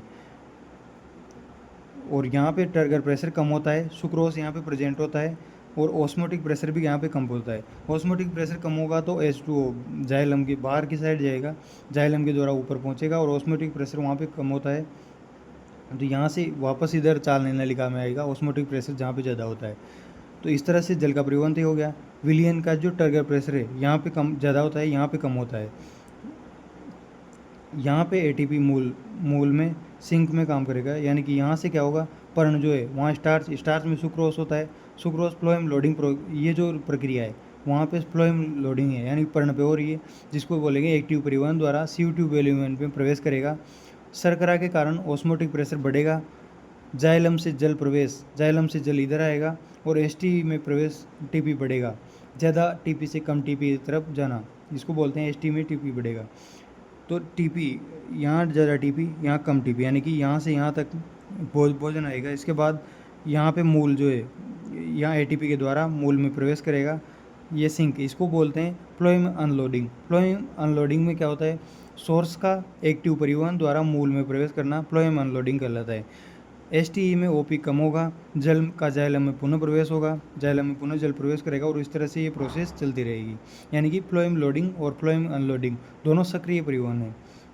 इसके बाद एक एक्सपेरिमेंट है गर्डलिंग एक्सपेरिमेंट, जो कि मेल पिगी ने किया था। इसमें अपन देखते हैं कि ये जो तना है इसका अगर बार बार की बार को काट दिया जाए और अंदर जाइलम रहेगा, बाहर फ्लोएम रहेगा, तो भोजन का जो संग्रहण है वो इसको काटने के बाद यहाँ पे भोजन का संग्रहण हो जाएगा, जो कि यहाँ पे जमाव हो जाएगा, और मूल की मृत्यु, यानी कि इसमें मूल की मृत्यु हो जाएगी, क्योंकि इसका भोजन यहाँ पे पहुँच नहीं पाएगा। इसका निष्कर्ष ये निकलता है कि पत्तियों से मूल की तरफ भोजन का परिवहन होता है, यूनिडायरेक्शनल होता है, यानी कि पत्तियों से मूल की तरफ यूनिडायरेक्शनल फ्लो ऑफ फूड होता है। इसके बाद रंध्रों का एक ही समय में CO2 का विनिमय वो वाष्पीकृत होना पॉसिबल है। रंध्रों का एक ही समय में CO2 का विनिमय और वाष्पीकृत होना पॉसिबल है, बिकॉज CO2 और जल की श्यानता अलग अलग होती है। मूल दाब मैनोमीटर के द्वारा नापा जाता है, वाष्पोत्सर्जन पोटेंशियोमीटर के द्वारा, और रंध्र का आकार पोरोमीटर के द्वारा मापा जाता है। इस तरह से वाटर रिलेशन खत्म होता है। नेक्स्ट चैप्टर है अपना प्लांट ग्रोथ एंड डेवलपमेंट, पादप वृद्धि और विकास। इसमें पादप वृद्धि और विकास में phyto hormone, plant growth regulator, ये सूक्ष्म मात्रा में सरल कार्बनिक पदार्थ होते हैं, जो कि इनकी ग्रोथ में के लिए रिस्पॉन्सिबल होते हैं। इसमें अपन 5 प्रकार के फाइटो हार्मोन देखेंगे। उनमें से उनके भी 2 सब कैटेगरी है, प्रेरक, प्रोमोटर और संदमक, 2 प्रकार के होते हैं। तो प्रेरक कौन कौन से होते हैं, ऑक्सिन, जिब्रेलिक एसिड और साइटोकाइनिन, ये तो प्रेरक हार्मोन बोले जाते हैं। और संदमक होते हैं इथाइलिन प्रेरक भी होता है और संदमक भी होता है, और संदमक दूसरा होता है ABA। इस तरह से 5 हार्मोन अपन देखेंगे। पहला हार्मोन जो है वो है ऑक्सिन। ऑक्सिन लैटिन शब्द है जिसका अर्थ होता है टू ग्रो, यानी कि बढ़ने के लिए। प्रथम पादप हार्मोन ऑक्सिन ही है। ऑक्सिन की खोज कोगल और स्मिथ ने की थी, सर्वप्रथम मानव मूत्र से पृथक किया था। Auxin A, B, indole acetic acid, indole 3 acetic acid, ये ट्रू प्लांट हार्मोन है। और ऑक्सिन B मक्के के तेल से पृथक किया गया था। इसके बाद अपन देखते हैं कि ऑक्सिन कहाँ कहाँ पे मिलता है। प्रोरोस शीर्ष में मिलता है और मूल शीर्ष में मिलता है। मुख्यतः ऑक्सिन प्रोरोस शीर्ष में पाया जाता है, जैसा कि यहाँ पे दिख रहा है। इसके बाद ऑक्सिन की जो प्रकृति होती है वो तलाविसारी, यानी कि बेसिपिटल फ्लो होता है ऑक्सिन का, नॉन पोलर होता है और एसिडिक होता है ऑक्सिन। इसके बाद प्रयोग जो है, इसका प्रयोग किसने किया था, चार्ल्स डार्विन और फ्रांसिस डार्विन ने एक प्रयोग किया था यूनिलेटरल लाइट के रूप में, यानी कि ऑक्सिन के कारण जो लाइट की साइड है उधर पत्ते का तने का झुकाव हो जाता है, इधर रासायनिक पदार्थ इकट्ठा होता है, और वो रासायनिक पदार्थ अंधकार क्षेत्र में होता है, जो कि ऑक्सिन कहलाया बाद में। कैनेरी घास में इसको प्रयोग किया, फोटोपीरियोडिज्म, प्रकाशानुवर्तन, कैनेरी घास में चार्ल्स डार्विन और फ्रांसिस डार्विन ने प्रयोग किया। इसके बाद बाइसेन जेनसेन ने जिलेटिन माई का प्रयोग किया, और FW एंट ने ओएट एविना सेटाइवा में प्रयोग किया, ओट में अगार अगार ब्लॉक का प्रयोग। FW एंट ऑक्सिन का पृथक्करण और नामकरण और खोज FW एंट को इसका श्रेय जाता है। ऑक्सिन जो है ऑक्सीजन दो कैटेगरी में डिवाइड किया गया है, नेचुरल ऑक्सीजन और आर्टिफिशियल। नेचुरल में इंडोल एसिटिक एसिड IAA और IBA, इंडोल ब्यूटायरिक एसिड, ये दोनों नेचुरल है। और आर्टिफिशियल है NaA, नेप्थेलिक एसिटिक एसिड NBA, दोनों रूप में 2,4-D डाइक्लोरोफिनॉक्सी एसिटिक एसिड और 2,4,5 ट्राइक्लोरोफिनॉक्सिक एसिड। इस तरह से ये दोनों जो एजेंट है 2,4-D और 2,4,5T, ये एजेंट ऑरेंज में वियतनाम और US का जो युद्ध हुआ था उसमें काम में लिए गए थे, 2,4-D और 2,4-T। इसके बाद बायोएसे, इसका जो बायोएसे होता है ऑक्सीजन का, वो होता है हार्मोन की मात्रा जो फंक्शनल प्रभाव दर्शाती है, उसको बायोएसे बोलते हैं। बायोएसे क्या होता है ऑक्सीजन का, वो एविना जांच या फिर जैवकरण टेस्ट, FW नहीं दिया था, ये ऑक्सीजन का बायोएसे होता है। अब अपन देखते हैं ऑक्सीजन की कार्य क्या क्या होते हैं। ऑक्सीजन के कार्य होते हैं कोशिका विभाजन और जाइलम विभेदन। कोशिका विभाजन और जाइलम विभेदन ऑक्सीजन का कार्य होता है। सेकंड है एपिकल डोमिनेंस, सबसे महत्वपूर्ण कार्य है एपिकल डोमिनेंस, यानी कि शीर्ष भाग काट देने पर पार्श्व की वृद्धि होगी। शीर्ष में ऑक्सीजन ज़्यादा होता है, पार्श्व में कम होता है, ये एपिकल डोमिनेंस ऑक्सीजन का विशिष्ट लक्षण है। इसके बाद ऑक्सीजन का सेकंड कार्य है कटे हुए तने की पर्वसंधि से मूल का प्रारंभन, रूटिंग जो होती है वो ऑक्सीजन के कारण होती है। ऑक्सीजन अगर कम कंसंट्रेशन में होगा तो मूल का प्रारंभ हो जाएगा कटे हुए तन की पर्वसंधि से। अगर अधिक कंसंट्रेशन होगी ऑक्सीजन की तो संदमन, मूल का संदमन कर देगा, इसलिए शीर्ष प्रभाविता इसमें डोमिनेंट होती है। लीची और अनानास में पुष्पन जो है वो ऑक्सीजन के कारण होता है, जिसमें भी NaA और 2,4-D की विशेष भूमिका होती है। लीची और अनानास में पुष्पन प्रेरित होते हैं NaA और 2,4-D के कारण। परिपक्व पर्ण या फल को विलगन प्रेरित करता है ऑक्सीजन। ऑक्सीजन अगर कम होगा परिपक्व फल और पर्ण को विलगन प्रेरित करता है, इथाइलिन ज़्यादा प्रेरित करता है, लेकिन ऑक्सीजन की भी भूमिका होती है लेकिन कम करता है। अपरिपक्व पर्ण और फल को जो विलगन को रोकेगा, ये मुख्य कार्य है ऑक्सीजन का, विलगन को रोकना ऑक्सीजन का मुख्य कार्य है। इसके बाद पार्थेनोकार्पिक अनिषेक फलन में भी जिब्रेलिक एसिड की भी भूमिका होती है, ऑक्सीजन की भी होती है। जिब्रेलिक एसिड की पार्थेनोकार्पिक में अधिक भूमिका होती है। टमाटर, केला और अंगूर ये सब पार्थेनोकार्पिक फल हैं। 2,4-D डाइकोट खरपतवार वीड को नष्ट करने में काम में लिया जाता है। वीडिसाइड, हर्बिसाइड भी इसको बोला जाता है। मोनोकोट अप्रभावित होते हैं इससे, 2,4-D से। अपन जैसे देखते हैं कि ओवरऑल जो अपन 5 हार्मोन थे वो पढ़ने वाले थे, वो 5 हार्मोन कौन कौन से? ऑक्सीजन का पूर्व पदार्थ, इनका पूर्व पदार्थ देख लेते हैं सबके। ऑक्सीजन का पूर्व पदार्थ होता है इंडोल यौगिक, ट्रिप्टोफैन और ZN2+।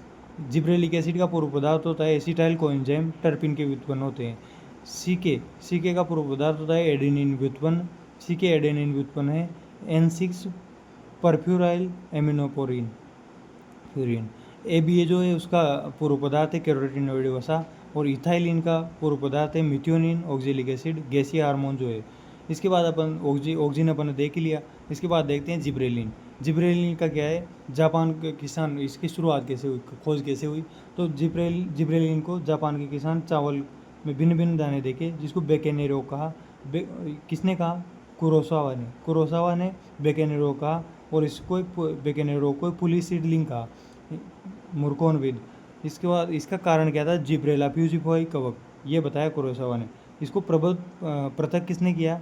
याबुता और हयासी ने जिब्रेलिक एसिड को पृथक किया, और 100 से अधिक जिब्रेलिक एसिड की खोज जो हो चुकी है।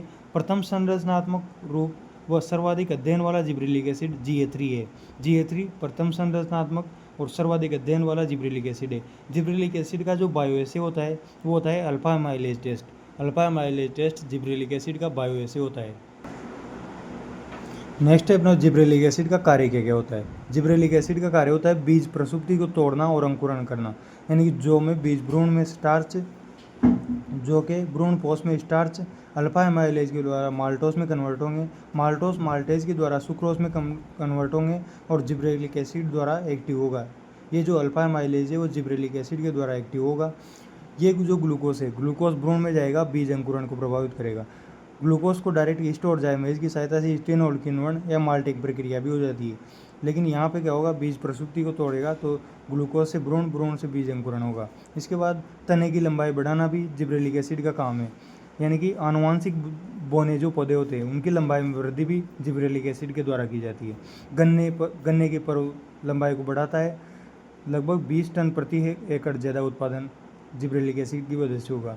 और आनुवांशिक बोने लंबाई वृद्धि करेगा, ओनली फिनोटाइपिक वृद्धि करेगा, नॉट जीनोटाइपिक। अंगूर वृंत की लंबाई बढ़ाएगा। बोल्टिंग प्रभाव क्या होता है कि जिब्रेलिक एसिड की वजह से रोजेट प्रकृति के जो पादप होते हैं, पत्ता गोभी, चुकंदर वगैरह, इनमें पुष्पन से पूर्व पर्व की लंबाई को बढ़ा देते हैं। इसको बोल्टिंग प्रभाव बोला जाता है। थर्ड है पार्थेनोकार्पिक। ऑक्सिन का भी है पार्थेनोकार्पिक, लेकिन ऑक्सिन से अधिक भूमिका जिब्रेलिक एसिड की होती है पार्थेनोकार्पिक में। फोर्थ काम है शंकु वृक्ष, पाइनस चीड़ के बीज जल्दी परिपक्व दर्शाएंगे। इसके बाद नर पुष्पों को प्रेरित करना जिब्रेलिक एसिड का काम है। अन्य मादा पुष्पों को प्रेरित करते हैं, लेकिन एकमात्र है जिब्रेलिक एसिड जो नर पुष्पों को प्रेरित करता है। इसके बाद फलों की जीर्णता में देरी, यह भी जिब्रेलिक एसिड का काम है। यह साइटोकाइनिन का भी है, जो कि साइटोकाइनिन का काम भी है फलों की जीर्णता में देरी। इसके बाद साइटोकाइनिन देखते हैं। साइटोकाइनिन स्कूग और मिलर ने इस पर तंबाकू पित्त संवर्धन किया। हेरिंग फिश के शुक्राणु, इसमें ऑक्टोक्लेव डीएनए देखा और इसको काइनेटिन संश्लेषित सीके कहा। इसके जो साइटोकाइनिन है, इसका स्थल होता है मूल शीर्ष में मुख्य रूप से और प्ररोह शीर्ष में कम होता है। ऑक्सिन जो है वो प्ररोह शीर्ष में ज़्यादा होता है, जबकि साइटोकाइनिन मूल शीर्ष में ज़्यादा होता है। लेथम जियामेज मक्के के कर्नेल व नारियल पानी से प्राकृतिक सीके प्राप्त किया। G18 सीके नाम दिया गया लेथम के द्वारा। लेथम ने क्या किया, जियामेज से, कर्नेल और नारियल पानी से प्राकृतिक सीके प्राप्त किया, जिसको G18 कहा, और सीके नाम भी लेथम ने दिया। स्थल कौन से प्ररोह शीर्ष हो गया, मूल शीर्ष में मुख्य रूप से पाया जाता है। पार्श्व कलिका में और तरुणफल में भी सीके पाया जाता है। इसके बाद सीके की भूमिका क्या क्या होती है। सीके की भूमिका फर्स्ट में साइटोकाइनेसिस और ऊतक संवर्धन में मुख्य रूप से। साइटोकाइनेसिस यानी कोशिका द्रव्य विभाजन करता है। ऊतक संवर्धन में मोर्फोजेनेसिस आकारिकी का निर्धारण करता है। यानी कि अगर ऑक्सिन ज़्यादा होगा साइटोकाइनिन से तो मूल निर्माण होगा। ऑक्सिन अगर साइटोकाइनिन से कम होगा तो सूट निर्माण होगा। ऑक्सिन अगर साइटोकाइनिन के बराबर होगा तो कैलस अविभेदित कोशिका समूह प्राप्त होगा। सेकंड काम जो है सीके का वो है रिचमंड लेग प्रभाव। रिचमंड लेग प्रभाव में क्या होता है, पोषक पदार्थों का संचरण बढ़ाना। पर्णव क्लोरोप्लास्ट ज़्यादा, हरापन ज़्यादा होगा। जीर्णता में देरी करता है, जो कि इसका मुख्य कार्य है सीके का। जिब्रेलिक एसिड भी करता है, लेकिन सीके का मुख्य कार्य है जीर्णता में देरी। इसके बाद फोर्थ काम है इसका ऑक्सिन का एंटागोनिस्ट है, यानी कि ऑक्सिन का दुश्मन है। शीर्ष प्रधानता का विरोधी है। पार्श्व कलिका वृद्धि ज़्यादा होगी। ये सब सीके के काम है। सीके का जो बायो एसे होता है वो होता है तंबाकू पित्त संवर्धन सीके का बायो एसे होता है। इसके बाद अपन देखेंगे एबीए हार्मोन 1960 के मध्य दशक में ओकोम के द्वारा देखा गया। किस में देखा गया, एबीए को 3 अलग अलग रूपों में देखा गया। डोरमिन, एब्सिसन सेकेंड और इनिबिटर बी, ये सब एब्सिसिक एसिड के नाम है, जो कि एबीए कहा गया है। जीर्णता और विलयन को प्रेरित करता है। इसके काम किए गए होते एबीए के, जीर्णता और विलयन को प्रेरित करता है। सीड डोरमेसी बीज प्रसुष्टि को प्रेरित करता है। बीज अंकुरण को रोकेगा। बीज परिपक्वन और विकास में सहायता करेगा। अगर बीज अंकुरण रुकेगा तो बीज का परिपक्वन और विकास ज़्यादा होगा। एबीए को स्ट्रेस हार्मोन भी कहा जाता है। एबीए विषम परिस्थिति में सहने की क्षमता रखता है। विषम परिस्थिति को सहने की क्षमता एबीए के द्वारा विकसित होती है। एबीए रंध्र बंद करने में भूमिका निभाता है। और एबीए एंटी ट्रांसपायरेशन भी है, प्रतिवाष्पोत्कर्षी भी एबीए भूमिका निभाता है। एबीए का जो बायो एसे होता है वो होता है अल्फा माइलेज संदमन प्रभाव। अल्फा माइलेज का संदमन प्रभाव एबीए का बायो एसे होता है। इसके बाद इथाइलिन देखते हैं। इथाइलिन गैसियस हार्मोन है और कजिन्स ने इसको कच्चे केले को संतरा के साथ रखने पे केले का पकना, ये वो कजिन्स ने देखा। C2H4 यानी कि इथाइलिन का यूज़ क्या होता है। इथाइलिन ट्रिपल रेस्पॉन्स, सबसे बड़ा काम है ट्रिपल रेस्पॉन्स। ट्रिपल रेस्पॉन्स क्या होता है, डायकोट में हुक, नवोद्भिद का बनना, अक्ष में स्तूलन हो जाता है, क्षैतिज वृद्धि, ये तीनों कारण ट्रिपल रेस्पॉन्स कहलाते हैं, जो कि इथाइलिन के कारण होते हैं। डूबे हुए चावल की पर्व लंबाई को बढ़ाते हैं इथाइलिन के द्वारा। इथाइलिन मूलरोम या मूल वृद्धि में भूमिका निभाता है। इथाइलिन पर्ण का विलयन, जीर्णता, मुख्यतः पर्ण का विलयन और जीर्णता, ये मुख्य रूप से इथाइलिन की भूमिका है। मूंगफली बीज में अंकुरण भी इथाइलिन के द्वारा होता है। आलू के ट्यूमर में प्रस्फुटन, इसको ऑक्सीजन तो रोकेगा, आलू के ट्यूमर में प्रस्फुटन को ऑक्सीजन रोकेगा और इथाइलिन बढ़ाएगा। फ्रूट राइपिंग हार्मोन, फलों को पकाने में भी इथाइलिन का यूज लिया जाता है। इथेफोन CEPA, पकने पर श्वसन दर बढ़ेगी। क्लाइमेक्टेरिक प्रभाव जिसको बोला जाता है, पकने पर श्वसन दर बढ़ाएगा। क्लाइमेक्टेरिक प्रभाव आम, एप्पल, टमाटर, अमरूद, इन सब में। इसके बाद पाइनएप्पल में पुष्पन व फलन का समकालिक प्रभाव इथाइलिन के द्वारा। इथाइलिन आम में पुष्पन, कुकुम्बर, खीरे में मादा पुष्प को बढ़ाएगा। थिनिंग ऑफ फ्रूट्स, छोटे अपरिपक्व को हटाएगा। बायोएसे, इथाइलिन का जो बायोएसे होता है वो होता है ट्रिपल रेस्पॉन्स, जो कि अपन यहाँ पे देखा था, ये इथाइलिन का बायोएसे होता है। इसके बाद देखते हैं कि जो अपन ने 5 हार्मोन पढ़े उनमें से सिनर्जिस्टिक कौन कौन से हैं और एंटागोनिस्ट कौन कौन से हैं। सिनर्जिस्टिक हार्मोन देखते हैं तो कोशिका विभाजन और ऊतक संवर्धन के लिए ऑक्सीन और सीके सिनर्जिस्टिक हार्मोन है, जिसमें सीके मुख्य हार्मोन है। अनिषेक फलन के लिए ऑक्सीन और जिब्रेलिक एसिड है, जिसमें जिब्रेलिक एसिड मुख्य है। जीर्णता और विलगन प्रेरित में ABA और इथाइलिन, जिसमें ABA मुख्य है। पाइनएप्पल पुष्पन में ऑक्सीन और इथाइलिन, ये दोनों सिनर्जिस्टिक होते हैं। इसके बाद एंटागोनिस्ट देखते हैं। एंटागोनिस्ट कौन कौन से होते हैं। शीर्ष प्रधानता, शीर्ष प्रधानता में ऑक्सीन और सीके, जिसमें ऑक्सीन प्रमुख होता है। रंध्र को खोलने में सीके और ABA एंटागोनिस्ट होते हैं, यानी कि सीके तो रंध्र खोलेगा और ABA बंद करेगा। शीर्ष प्रधानता में ऑक्सीन तो पॉजिटिव रेस्पॉन्स देगा और सीके इसका विरोध करेगा। बीज अंकुरण प्रसुप्ति को तोड़ने में GA और ABA की भूमिका होती है। GA अंकुरण में काम करेगा और ABA उसको रोकेगा। जीर्णता में देरी GA और CK दोनों काम करेंगे, ये मुख्य हार्मोन है, और ABA और इथाइलिन दोनों इसको रोकेंगे। इसके बाद अपन देखते हैं फोटोपीरियोडिज्म। फोटोपीरियोडिज्म क्या होती है। गार्नर और एलार्ड ने इसको दिया था। तंबाकू मेरीलैंड मेमंत में की थी इसकी खोज। इसके बाद प्रकाश का उद्दीपन, ये क्या होता है। फोटोपीरियोडिज्म को देखते हैं कि प्रकाश का उद्दीपन होता है पर्ण के द्वारा। काल्पनिक हार्मोन फ्लोरिजन बनता है, उपापचय परिवर्तन होता है, कायिक कलिका बनती है, प्रवरोह शीर्ष कलिका बनती है, पुष्प कलिका बनती है और पुष्पन प्रेरित होता है। अब इसमें अपन तीन कॉन्सेप्ट देखेंगे। Short day plant, long day plant और डे न्यूट्रल प्लांट। इसमें अपन दो टर्म यूज लेंगे। PR फाइटोक्रोम रेड, जो SDP में पुष्पन प्रेरित करेगा, और PFR यानी कि फाइटोक्रोम फार रेड, जो कि लॉन्ग डे प्लांट में काम में लिया जाता है। अब अपन देखते हैं 3 प्रकार के पौधे होते हैं। शॉर्ट डे प्लांट, जो पुष्पन जो है वो PR के द्वारा, पुष्पन CK के द्वारा बनेंगे, जिसमें क्रांतिक प्रकाश अवधि से कम प्रकाश आवश्यक होता है, जिसको शॉर्ट डे प्लांट बोलते हैं। शॉर्ट डे प्लांट कौन कौन से होते हैं। टोबाकू, सोयाबीन, क्रायोसेंथम और सरसों, ये शॉर्ट डे प्लांट होते हैं। लॉन्ग डे प्लांट कौन कौन से होते हैं। अधिक प्रकाश इनके लिए आवश्यक होता है क्रांतिक प्रकाश से। ये लॉन्ग डे प्लांट पुष्पन GA के द्वारा होता है और PFR की भूमिका होती है। लॉन्ग डे प्लांट कौन कौन से होते हैं। पालक, गेहूं, जौ और मूली, ये सब लॉन्ग डे प्लांट है। डे न्यूट्रल प्लांट कौन से होते हैं। जिनमें क्रांतिक प्रकाश की अवधि पर, यानी कि क्रांतिक प्रकाश की अवधि पर निर्भर नहीं करते हैं, उनको डे न्यूट्रल प्लांट बोलते हैं। डे न्यूट्रल प्लांट हमेशा पुष्पन करेंगे और इनके उदाहरण हैं कुकुम्बर, खीरा, मेज, मक्का और सनफ्लावर। कुसुम, इसको याद रखें, कुसुम का है रोज़, टमाटर, मिर्ची, यानी कि इसमें कौन कौन से हुए। यानी कि कुकुम्बर, सनफ्लावर, मतलब मेज, मक्का, और रोज़, टमाटर और मिर्ची, ये सब डे न्यूट्रल प्लांट है।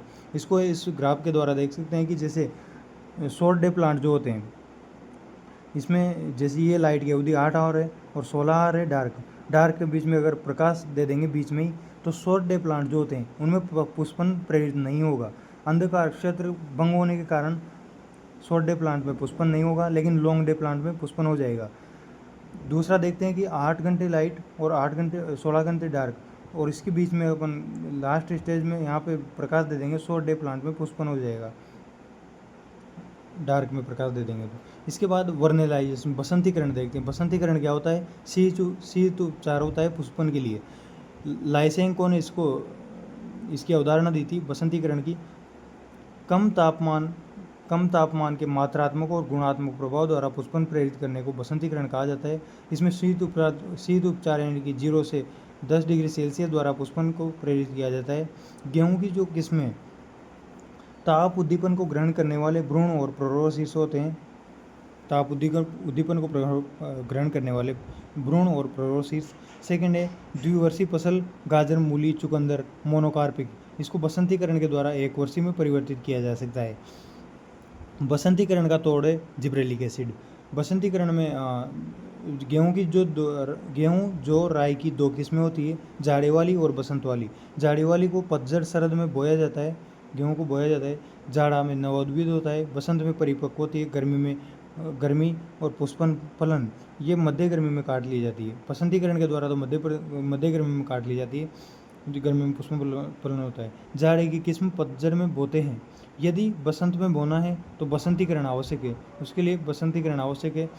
तो बसंत वाली फसल में क्या होगा, बसंत में बोया, गर्मी में पुष्पन और दाना पका, पतझड़ में फिर पतझड़ जाड़ा, पुष्पन दाना के बाद मौसम के अंत में इसको काट लेते हैं गर्मी में, इसलिए बसंत वाली बसंतीकरण आवश्यक। बसंतीकरण वसा न तो पुष्पन नहीं फलन होगा, यानी कि यदि बसंत में बोना है तो बसंतीकरण आवश्यक है, और अगर बसंतीकरण नहीं किया तो न तो पुष्पन होगा न ही फलन होगा, ये कहना चाह रहे हैं। ये अपन ने देख लिया। इसके बाद इसका क्या महत्व है बसंतीकरण का, वर्नलाइजेशन का। ये एक तो उत्पादन को बढ़ा देता है, अंकुरण और पुष्पन की अवधि जो है मध्य की, उसको कम कर देता है। अकालिक जनन, ये नोट लगा कर देखते हैं कि अकालिक जनन परिवर्धन कम करके बीज या पौधे के परिपक्वन हेतु पर्याप्त समय उपलब्ध करवाना, ये बसंतीकरण का उद्देश्य होता है। शीत प्रतिरोधकता, जीवाणु या कवक प्रतिरोधकता, ये बसंतीकरण के फायदे हैं। इसके बाद बीज प्रसुप्तता। बीज प्रसुप्तता क्या होती है कि बाहरी कारक अनुकूल एवं आंतरिक कारक के कारण बीज का अस्थायी रूप से बाहरी कारक अनुकूलन और आंतरिक कारक के कारण बीज का अस्थायी रूप से अंकुरण नहीं होना, ये बीज प्रसुप्तीकरण कहलाता है। इसका कारण क्या होता है, लेग्यूम राजमा में कठोर बीज आवरण, ये बीज प्रसुप्ति का कारण है। अपरिपक्व भ्रूण, ये भी बीज प्रसुप्ति का कारण है। इसको संदमक कौन होता है, टमाटर में फेरुलिक एसिड, ABA, फेनुलिक यौगिक, पैरास्कोर्बिक एसिड, ये सब संदमक होते हैं बीज प्रसुप्तता के। यानी कि कारण कौन कौन से होते हैं, कठोर बीज आवरण, परिपक्व भ्रूण और संदमक। संदमक कौन कौन से, पैरास्कोर्बिक एसिड, फेनोलिक यौगिक, ABA, और टमाटर में फेरुलिक एसिड। बीज प्रसुप्ति को तोड़ने के उपाय कौन से होते हैं, एक तो है स्ट्रेटिफिकेशन, यानी कि शीत उपचार। बीज प्रसुप्ति को तोड़ने के लिए तो शीत उपचार, और पुष्प की प्रसुप्ति को तोड़ने के लिए जिब्रेलिक एसिड। दूसरा है बीज प्रसुप्ति को तोड़ने के स्केरिफिकेशन, यानी कि चाकू से काटा जाता है, एसिड का यूज लेते हैं। जिब्रेलिक एसिड का स्प्रे, नाइट्रेट उपयोग, ये सब के द्वारा इसको तोड़ा जा सकता है। नेक्स्ट कॉन्सेप्ट है अपना ग्रोथ। ग्रोथ क्या होती है, पादपों में खुली वृद्धि होती है। पादप भागों में स्थायी इरिवर्सिबल होती है, इरिवर्सिबल रूप से आकार का बढ़ना, इसको ग्रोथ बोलते हैं। विभज्योतक क्षेत्र, अपरिमित वृद्धि, फल पुष्प पर्ण में परिमित वृद्धि होती है। उपापचय प्रक्रम, ऊर्जा व्यय होती है, यानी कि ग्रोथ जो है वो उपापचय प्रक्रम है, इसमें ऊर्जा व्यय होती है। वृद्धि का मापन का जो यंत्र होता है उसको आर्क ऑक्जेनोमीटर बोला जाता है। आर्क ऑक्जेनोमीटर क्या होता है, जैसे कि यहाँ पे ये देखते हैं प्रोरोशीर्ष है जो कि विभज्योतक है, पार्श्व या द्वितीयक विभज्योतक जो कि मोटाई वृद्धि करेगा, और ये मूल शीर्ष विभज्योतक है जो कि प्राथमिक विभज्योतक है, ये द्वितीयक है जो कि मोटाई वृद्धि और ये लंबाई में वृद्धि करेंगे। प्राथमिक विभज्योतक, मूल शीर्ष और प्रोरोशीर्ष। तीन कॉन्सेप्ट होते हैं, डिफरेंशिएशन विभेदन, यानी कि विभेदन क्या होता है, विभाजन क्षमता का खोना और परिपक्व हो जाना, ये होता है डिफरेंशिएशन। ये दर्शाया जाता है प्राथमिक जाइलम, प्राथमिक फ्लोएम, पेरेन्काइमा, कोलेन्काइमा, संवहनी तत्व, लिग्निन और सेलुलोज का जमाव हो जाता है। इस तरह से डिफरेंशिएशन देखा जाता है प्राथमिक जाइलम, फ्लोएम, पेरेन्काइमा, कोलेन्काइमा में। इसके बाद डी डिफरेंशिएशन, निर्विभेदन, यानी कि विभाजन क्षमता का पुनः प्राप्त होना डी डिफरेंशिएशन कहलाता है। संवहन एदा, कोर्क कैम्बियम एदा, फेलोजन विशेष रूप से डी डिफरेंशिएशन का उदाहरण है। इसके बाद री डिफरेंशिएशन, पुनः विभेदन क्षमता का खोना और परिपक्व होना, ये द्वितीयक जाइलम, द्वितीयक फ्लोएम, द्वितीयक वल्कुट, फेलोडर्म के द्वारा री डिफरेंशिएशन दर्शाया जाता है। काग या फेलोम के द्वारा री डिफरेंशिएशन, डी डिफरेंशिएशन फेलोजन के द्वारा डी डिफरेंशिएशन, फेलोडर्म के द्वारा री डिफरेंशिएशन। इसके बाद एक कॉन्सेप्ट है प्लास्टिसिटी, सुगठ्यता। सुगठिता किसको बोलते हैं? हेट्रोफिली को। हेट्रोफिली के गुण को सुगठिता कहते हैं। हेट्रोफिली प्लास्टिसिटी का एग्जाम्पल है। हेट्रोफिली क्या होती है? पर्यावरणीय प्रभाव या जीवन चक्र अवस्था में भिन्न भिन्न पथ का अनुसरण करते हुए अपने पर्ण की संरचना में परिवर्तन करना ही हेट्रोफिली कहलाती है, यानी कि विषम पर्णता कहलाती है। और इसी को प्लास्टिसिटी सुगठिता का गुण कहते हैं। वातावरणीय कारक कौन कौन से? जलीय और स्थलीय, इनके कारण। और जीवन चक्र अवस्था, जुवेनाइल किशोर और प्रौढ़ परिपक्व अवस्था, ये वातावरणीय कारक के कारण बटर कप रेनकुलस में देखा जाता है। और जीवन चक्र के कारण एग्जाम्पल धनिया के पास लार्क स्पार, इन सबको देखा जाता है। डेवलपमेंट, विकास जो होता है, विकास वृद्धि और विभेदन दोनों का मिला हुआ रूप को विकास कहते हैं। विकास के स्टेप्स होते हैं, पहले बीज अंकुरण, फिर नवोद्भिद, फिर किशोरावस्था, परिपक्वन, पुष्पन, बीज या फल, फिर जीर्णता। इस तरह से ये पूरा प्लांट का जीवन चक्र होता है। इसके बाद अपन नेक्स्ट चैप्टर देखेंगे, वो है एंजाइम्स। एंजाइम्स की खोज बूचर ने की थी और नाम कुएन ने दिया था। एंजाइम की खोज बूचर ने की थी, नाम कुएन ने दिया था। एक स्टार लगाते हैं कि ईस्ट में जाइमेज एंजाइम होता है जो कि शुगर को इथेनॉल में कन्वर्ट करता है। इसके बाद कुछ ये समर द्वारा प्रथम संश्लेषित एंजाइम वो है यूरिएज। प्रथम संश्लेषित एंजाइम कौन सा है? यूरिएज। एंजाइम लगभग सभी प्रोटीन प्रकृति के होते हैं, अपवाद है राइबोजाइम प्रोटीन प्रकृति का नहीं होता, जबकि सभी एंजाइम प्रोटीन प्रकृति के होते हैं। 3 डिग्री प्रोटीन के रूप में पाए जाते हैं। एंजाइम जलस्नेही, कोलोइड, माइक्रो बायोमोलिक्यूल, ये सब एंजाइम को बोला जाता है। एंजाइम जीवित सेल में उपस्थित होते हैं।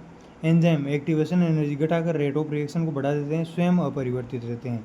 एंजाइम बायोकैटेलिस्ट होते हैं। एंजाइम सबस्ट्रेट के प्रति विशेष होते हैं। एंजाइम रिवर्सिबल रिएक्शन के लिए जिम्मेदार होते हैं। इस तरह से एंजाइम की विशेषता होगी। और ये जो सुक्रेज अत्यधिक क्रियाधार विशिष्टता रखता है। जाइमोजेंस जो है वो निष्क्रिय एंजाइम का समूह है। इसके बाद प्रकार देखते हैं, तो उससे पहले होलो एंजाइम जो है वो एपो एंजाइम और कोफैक्टर से मिलकर होलो एंजाइम बनता है। होलो एंजाइम को पूर्ण एंजाइम बोलते हैं। जैसे ये गोला है, इसमें ये हो गया एपो एंजाइम, ये हो गया कोफैक्टर, ये दोनों मिलके ये होलो एंजाइम का रूप बनाता है। एपो एंजाइम क्या होता है? प्रोटीन भाग होता है, कार्बनिक होता है। और कोफैक्टर नॉन प्रोटीन भाग होता है, कार्बनिक या अकार्बनिक दोनों हो सकता है। नेक्स्ट है अपना एंजाइम देख रहे थे। एंजाइम में कोफैक्टर कौन कौन से होते हैं? कोफैक्टर में कोएंजाइम कार्बनिक गैर प्रोटीन भाग होता है जो एपो एंजाइम के साथ ढीले जुड़े हुए होते हैं। कोएंजाइम ढीले जुड़े हुए होते हैं एपो एंजाइम के साथ। अस्थाई ट्रांजिएंट बंधन होता है, यानी कि इनका जो बंधन होता है वो अस्थाई ट्रांजिएंट होता है। केवल कैटेलिटिक रिएक्शन के दौरान कोएंजाइम काम में लिए जाते हैं, जैसे NAD और NADP, ये कोएंजाइम कहलाते हैं। विटामिन B3 के द्वारा NAD का निर्माण होता है जो कि सहकारक है। कोएंजाइम यानी कि सहकारक NAD और NADP ये ढीले जुड़े हुए होते हैं एपो एंजाइम के साथ। इसके बाद प्रोस्टेटिक समूह होते हैं। प्रोस्टेटिक क्या होते हैं? कार्बनिक गैर प्रोटीन भाग होते हैं जो टाइटली जुड़े होते हैं। प्रोस्टेटिक का मतलब टाइटली जुड़े होते हैं एपो एंजाइम के साथ। एग्जाम्पल है इसका हीम प्रोस्टेटिक समूह है। जैसे H2O2 कैटेलेज की सहायता से H2O प्लस O2 में बदलेगा और पेरोक्सीडेज की सहायता से H2O2 में वापस कन्वर्ट हो जाएगा, यानी कि रिवर्सिबल होते हैं।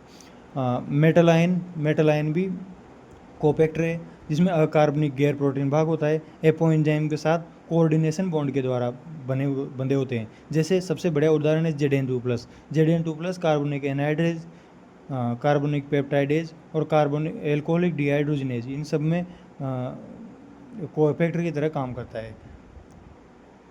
ये प्रोटियोलाइटिक एंजाइम इसको बोला जाता है। इसके बाद नामकरण, एंजाइम का जो नामकरण है वो कैसे होता है? एंजाइम कमीशन नंबर के द्वारा नामकरण करते हैं। एंजाइम इसी नंबर इसलिए 4 अंक के होते हैं। 4 अंक जैसे 1 1 1 1, जो पहला 1 है वो क्लास को दर्शाएगा। IUBMB के अनुसार 6 क्लास होती है जो अभी अपन देखने वाले हैं। सेकेंड है सब क्लास, थर्ड है सब क्लास, फोर्थ है व्यक्तिगत एंजाइम, वो 4th नंबर पे आता है। जैसे एल्कोहलिक डिहाइड्रोजिनेज जो होता है उसका नाम है ये 1111, ये क्लास सब क्लास और ये व्यक्तिगत एंजाइम।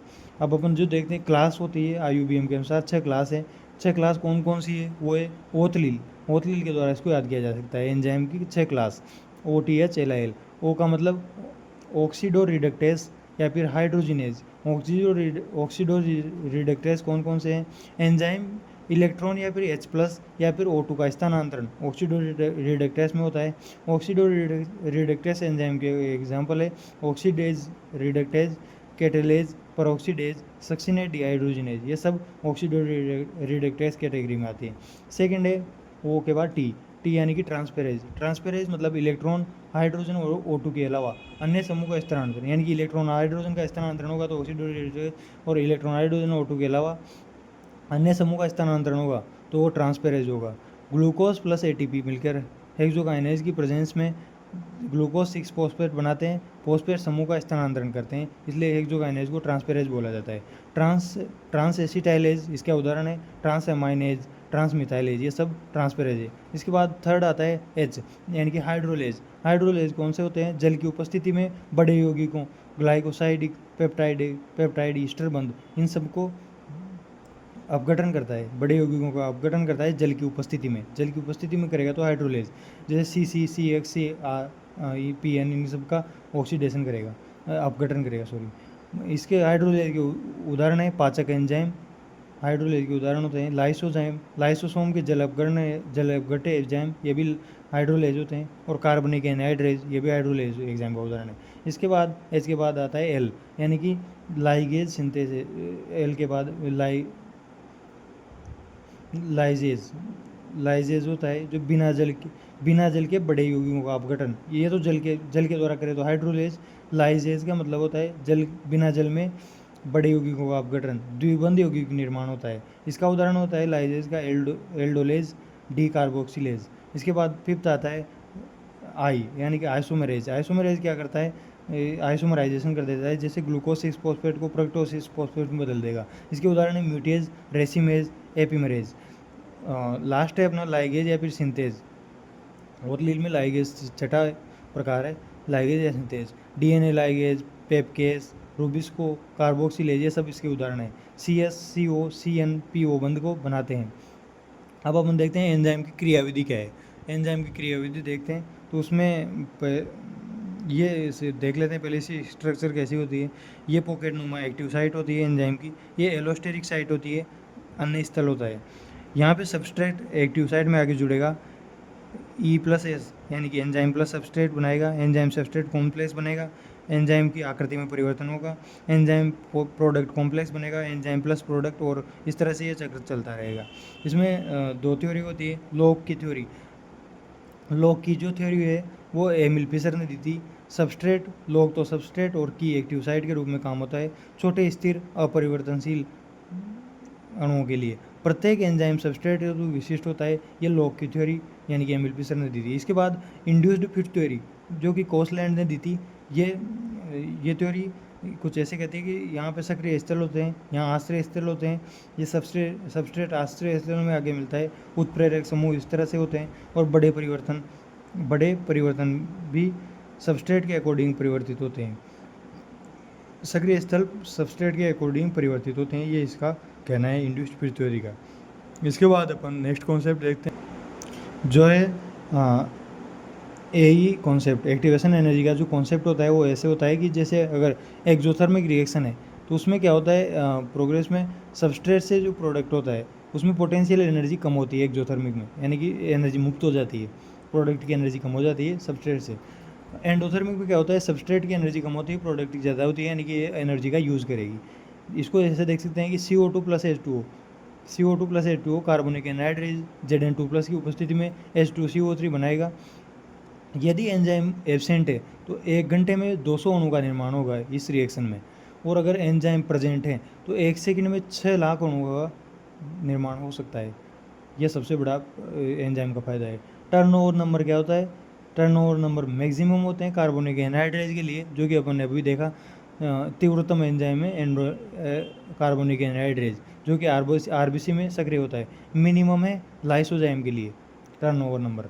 इसके बाद कौन कौन से फैक्टर एंजाइम की क्रियाविधि को प्रभावित करते हैं वो देखते हैं। पहला फैक्टर है pH और टेम्परेचर, ये एंजाइम की क्रियाविधि को प्रभावित करते हैं। जैसे कि निम्न व उच्च मान पर रेट ऑफ रिएक्शन कम होती है, लेकिन जो ऑप्टिमम बिंदु पर रेट ऑफ रिएक्शन जो है वो मैक्सिमम होती है।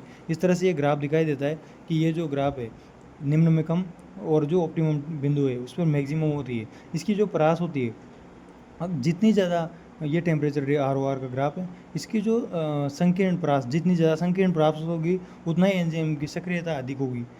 जैसे टेम्परेचर देखते हैं तो टेम्परेचर अगर 20 डिग्री से कम है तो वो निष्क्रिय एंजाइम माना जाएगा, एंजाइम निष्क्रिय हो जाएगा। और अगर 40 से 45 डिग्री के से ज़्यादा है तो भी अपघटित हो जाएगा, 3 डिग्री प्रोटीन विघटित हो जाएगा। लेकिन एंजाइम की क्रियाविधि के लिए सबसे उपयुक्त तापमान कौन सा होता है? वो होता है 30 से 35 डिग्री, अधिक एक्टिव होता है इसमें।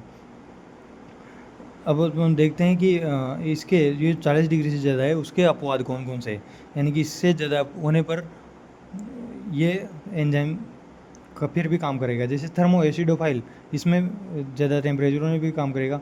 ओसिलेटोरिया जीवाणु, टेक पॉलीमरेज, थर्मस एक्वेसिटम जीवाणु, ये सब ज़्यादा टेम्परेचर पर भी सक्रिय होते हैं। कुछ ये देखते हैं कि सलाइवरी जो अमाइलेज होता है उसका pH 6.8 होता है, पेप्सिन का pH एसिडिक होता है और ट्रिप्सिन का बेसिक pH होता है। ये तीनों याद रखने हैं। सलाइवरी अमाइलेज का 6.8, पेप्सिन का एसिडिक और ट्रिप्सिन का बेसिक pH होता है। इसके बाद सेकंड जो फैक्टर है एंजाइम की क्रियाविधि को प्रभावित करेगा वो है सबस्ट्रेट कंसंट्रेशन, यानी कि रेट्रोवेशन और सबस्ट्रेट की कंसंट्रेशन ग्राफ बनाए तो ये ग्राफ ऐसा दिखता है, यानी कि सभी एक्टिव साइट संतृप्त हो जाएंगे एंजाइम के, तो सब यहाँ पे Vmax हो जाएगा, यानी कि Vmax। और जो Vmax जो हाफ जहाँ जिस Km वैल्यू पर प्राप्त होगा, Km जो है वो होता है माइकलिस मेंटेन नियंत्रण। सबस्ट्रेट कॉन्सेंट्रेशन जहाँ पर Vmax हाफ हो जाता है उसको Km बोला जाता है। Km प्रोपोर्शनल होता है, इन्वर्सली प्रोपोर्शनल होता है ES बंधुता। ES बंधुता अगर बढ़ेगी तो Km कम होगा। इस तरह से यानी कि वो कंसंट्रेशन सबस्ट्रेट की जहाँ पे Vmax/2 प्राप्त होता है उसको Km कहते हैं। इस तरह से ये फैक्टर हो गया। इसके बाद अपन देखते हैं इनिबिटर। इनिबिटर क्या होता है?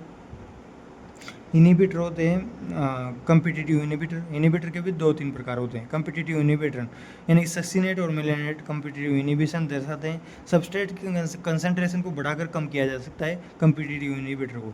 जैसे कि यहाँ पे क्या होता है, ये इसका कंसंट्रेशन और ये दर है, इसके बीच में ग्राफ खींचेंगे तो सामान्य रिएक्शन में तो ये होता है, लेकिन अगर प्रतिस्पर्धी संदमन होगा तो इसमें ये ग्राफ ऐसा होगा, यानी कि इसमें Vmax तो सेम रहेगा, लेकिन Vmax/2 तो सेम रहेगा, लेकिन Km की वैल्यू बढ़ेगी और Vmax समान रहेगा। Vmax तो समान रहेगा, Km की वैल्यू बढ़ेगी प्रतिस्पर्धात्मक संदमन में। जैसे कि एक उदाहरण लेते हैं, मेलोनेट जो है वो संरचनात्मक प्रतिरूप है सक्सिनेट का, इसलिए एक्टिव साइट को ब्लॉक कर देगा। जैसे मिथेनॉल विषाक्तता को इथेनॉल की कंसंट्रेशन बढ़ाकर कम किया जा सकता है। जीवाणु जो PABA मवाद में पाई जाती है, पैरा एमिनो रेंजोइक एसिड, वो फोलेट सिंथेस की सहायता से फोलिक एसिड बनाएगा जो कि जीवाणु की वृद्धि करेगा। लेकिन अगर जीवाणु में फोलिक एसिड की जगह सल्फर ड्रग आ जाएगा, सल्फर ड्रग को बीच में आ जाएगा पाबा की जगह, यानी कि पाबा का संदमन सल्फर ड्रग, पाबा का संदमन को होता है सल्फर ड्रग। सल्फर ड्रग बनने पर फोलिक एसिड नहीं बनेगा और जीवाणु की वृद्धि भी नहीं होगी। इस तरह से ये संदमन प्रभाव होता है। इसके बाद अप्रतिस्पर्धी संदमन, यानी कि इसमें प्रतिस्पर्धा नहीं होती, इसमें सबस्ट्रेट कंसंट्रेशन पर डिपेंड नहीं करता है, एंजाइम की कंसंट्रेशन को बढ़ाकर कम कर सकते हैं, यानी कि वहाँ पर तो सबस्ट्रेट की कंसंट्रेशन से कम हो रहा था, यहाँ पर एंजाइम की कंसंट्रेशन बढ़ाकर इसको कम कर सकते हैं अप्रतिस्पर्धी को। इसमें क्या होता है, जैसे ये एंजाइम हो गया, यहाँ एलोस्टेरिक साइट होती है, यहाँ पे आके साइनाइड बेस जुड़ता है जो कि संदमक होता है, एक ही जगह पे नहीं करता। श्वसनीय पदार्थ सबस्ट्रेट साइटोक्रोम ऑक्सीडेज यहाँ पे जुड़ता है और एलोस्टेरिक साइट में साइनाइड बेस आ जाता है। इसमें क्या होता है, Vmax चेंज होता है लेकिन Km समान रहता है। Vmax तो कट गया और Km समान रहेगा इस ग्राफ में अप्रतिस्पर्धी में। इसके बाद फीडबैक इनिबिशन। फीडबैक इनिबिशन क्या होता है कि उसी का जो प्रोडक्ट होता है उसको इनिबिट कर देता है फीडबैक के द्वारा। जैसे ग्लूकोज और ATP के द्वारा हेक्सोकाइनेज की प्रेजेंस में ग्लूकोज 6 फॉस्फेट और ADP प्लस PI बनता है, तो नेगेटिव प्रभाव इसका नेगेटिव रेस्पॉन्स देगा और हेक्सोकाइनेज को इस तरह से ही उत्पाद द्वारा एंजाइम का संदमन हो जाता है। इसके बाद आइसो एंजाइम क्या होते हैं, एक एंजाइम के भिन्न भिन्न प्रतिरूप होते हैं, उनको आइसो एंजाइम बोलते हैं। जैसे अल्फा एमाइलेज के 16 आइसो एंजाइम है, एल्कोहलिक डिहाइड्रोजिनेज के 4 आइसो एंजाइम है और लैक्टेट डिहाइड्रोजिनेज के 5 आइसो एंजाइम है। इस तरह से ये एंजाइम का चैप्टर अपना खत्म होता है।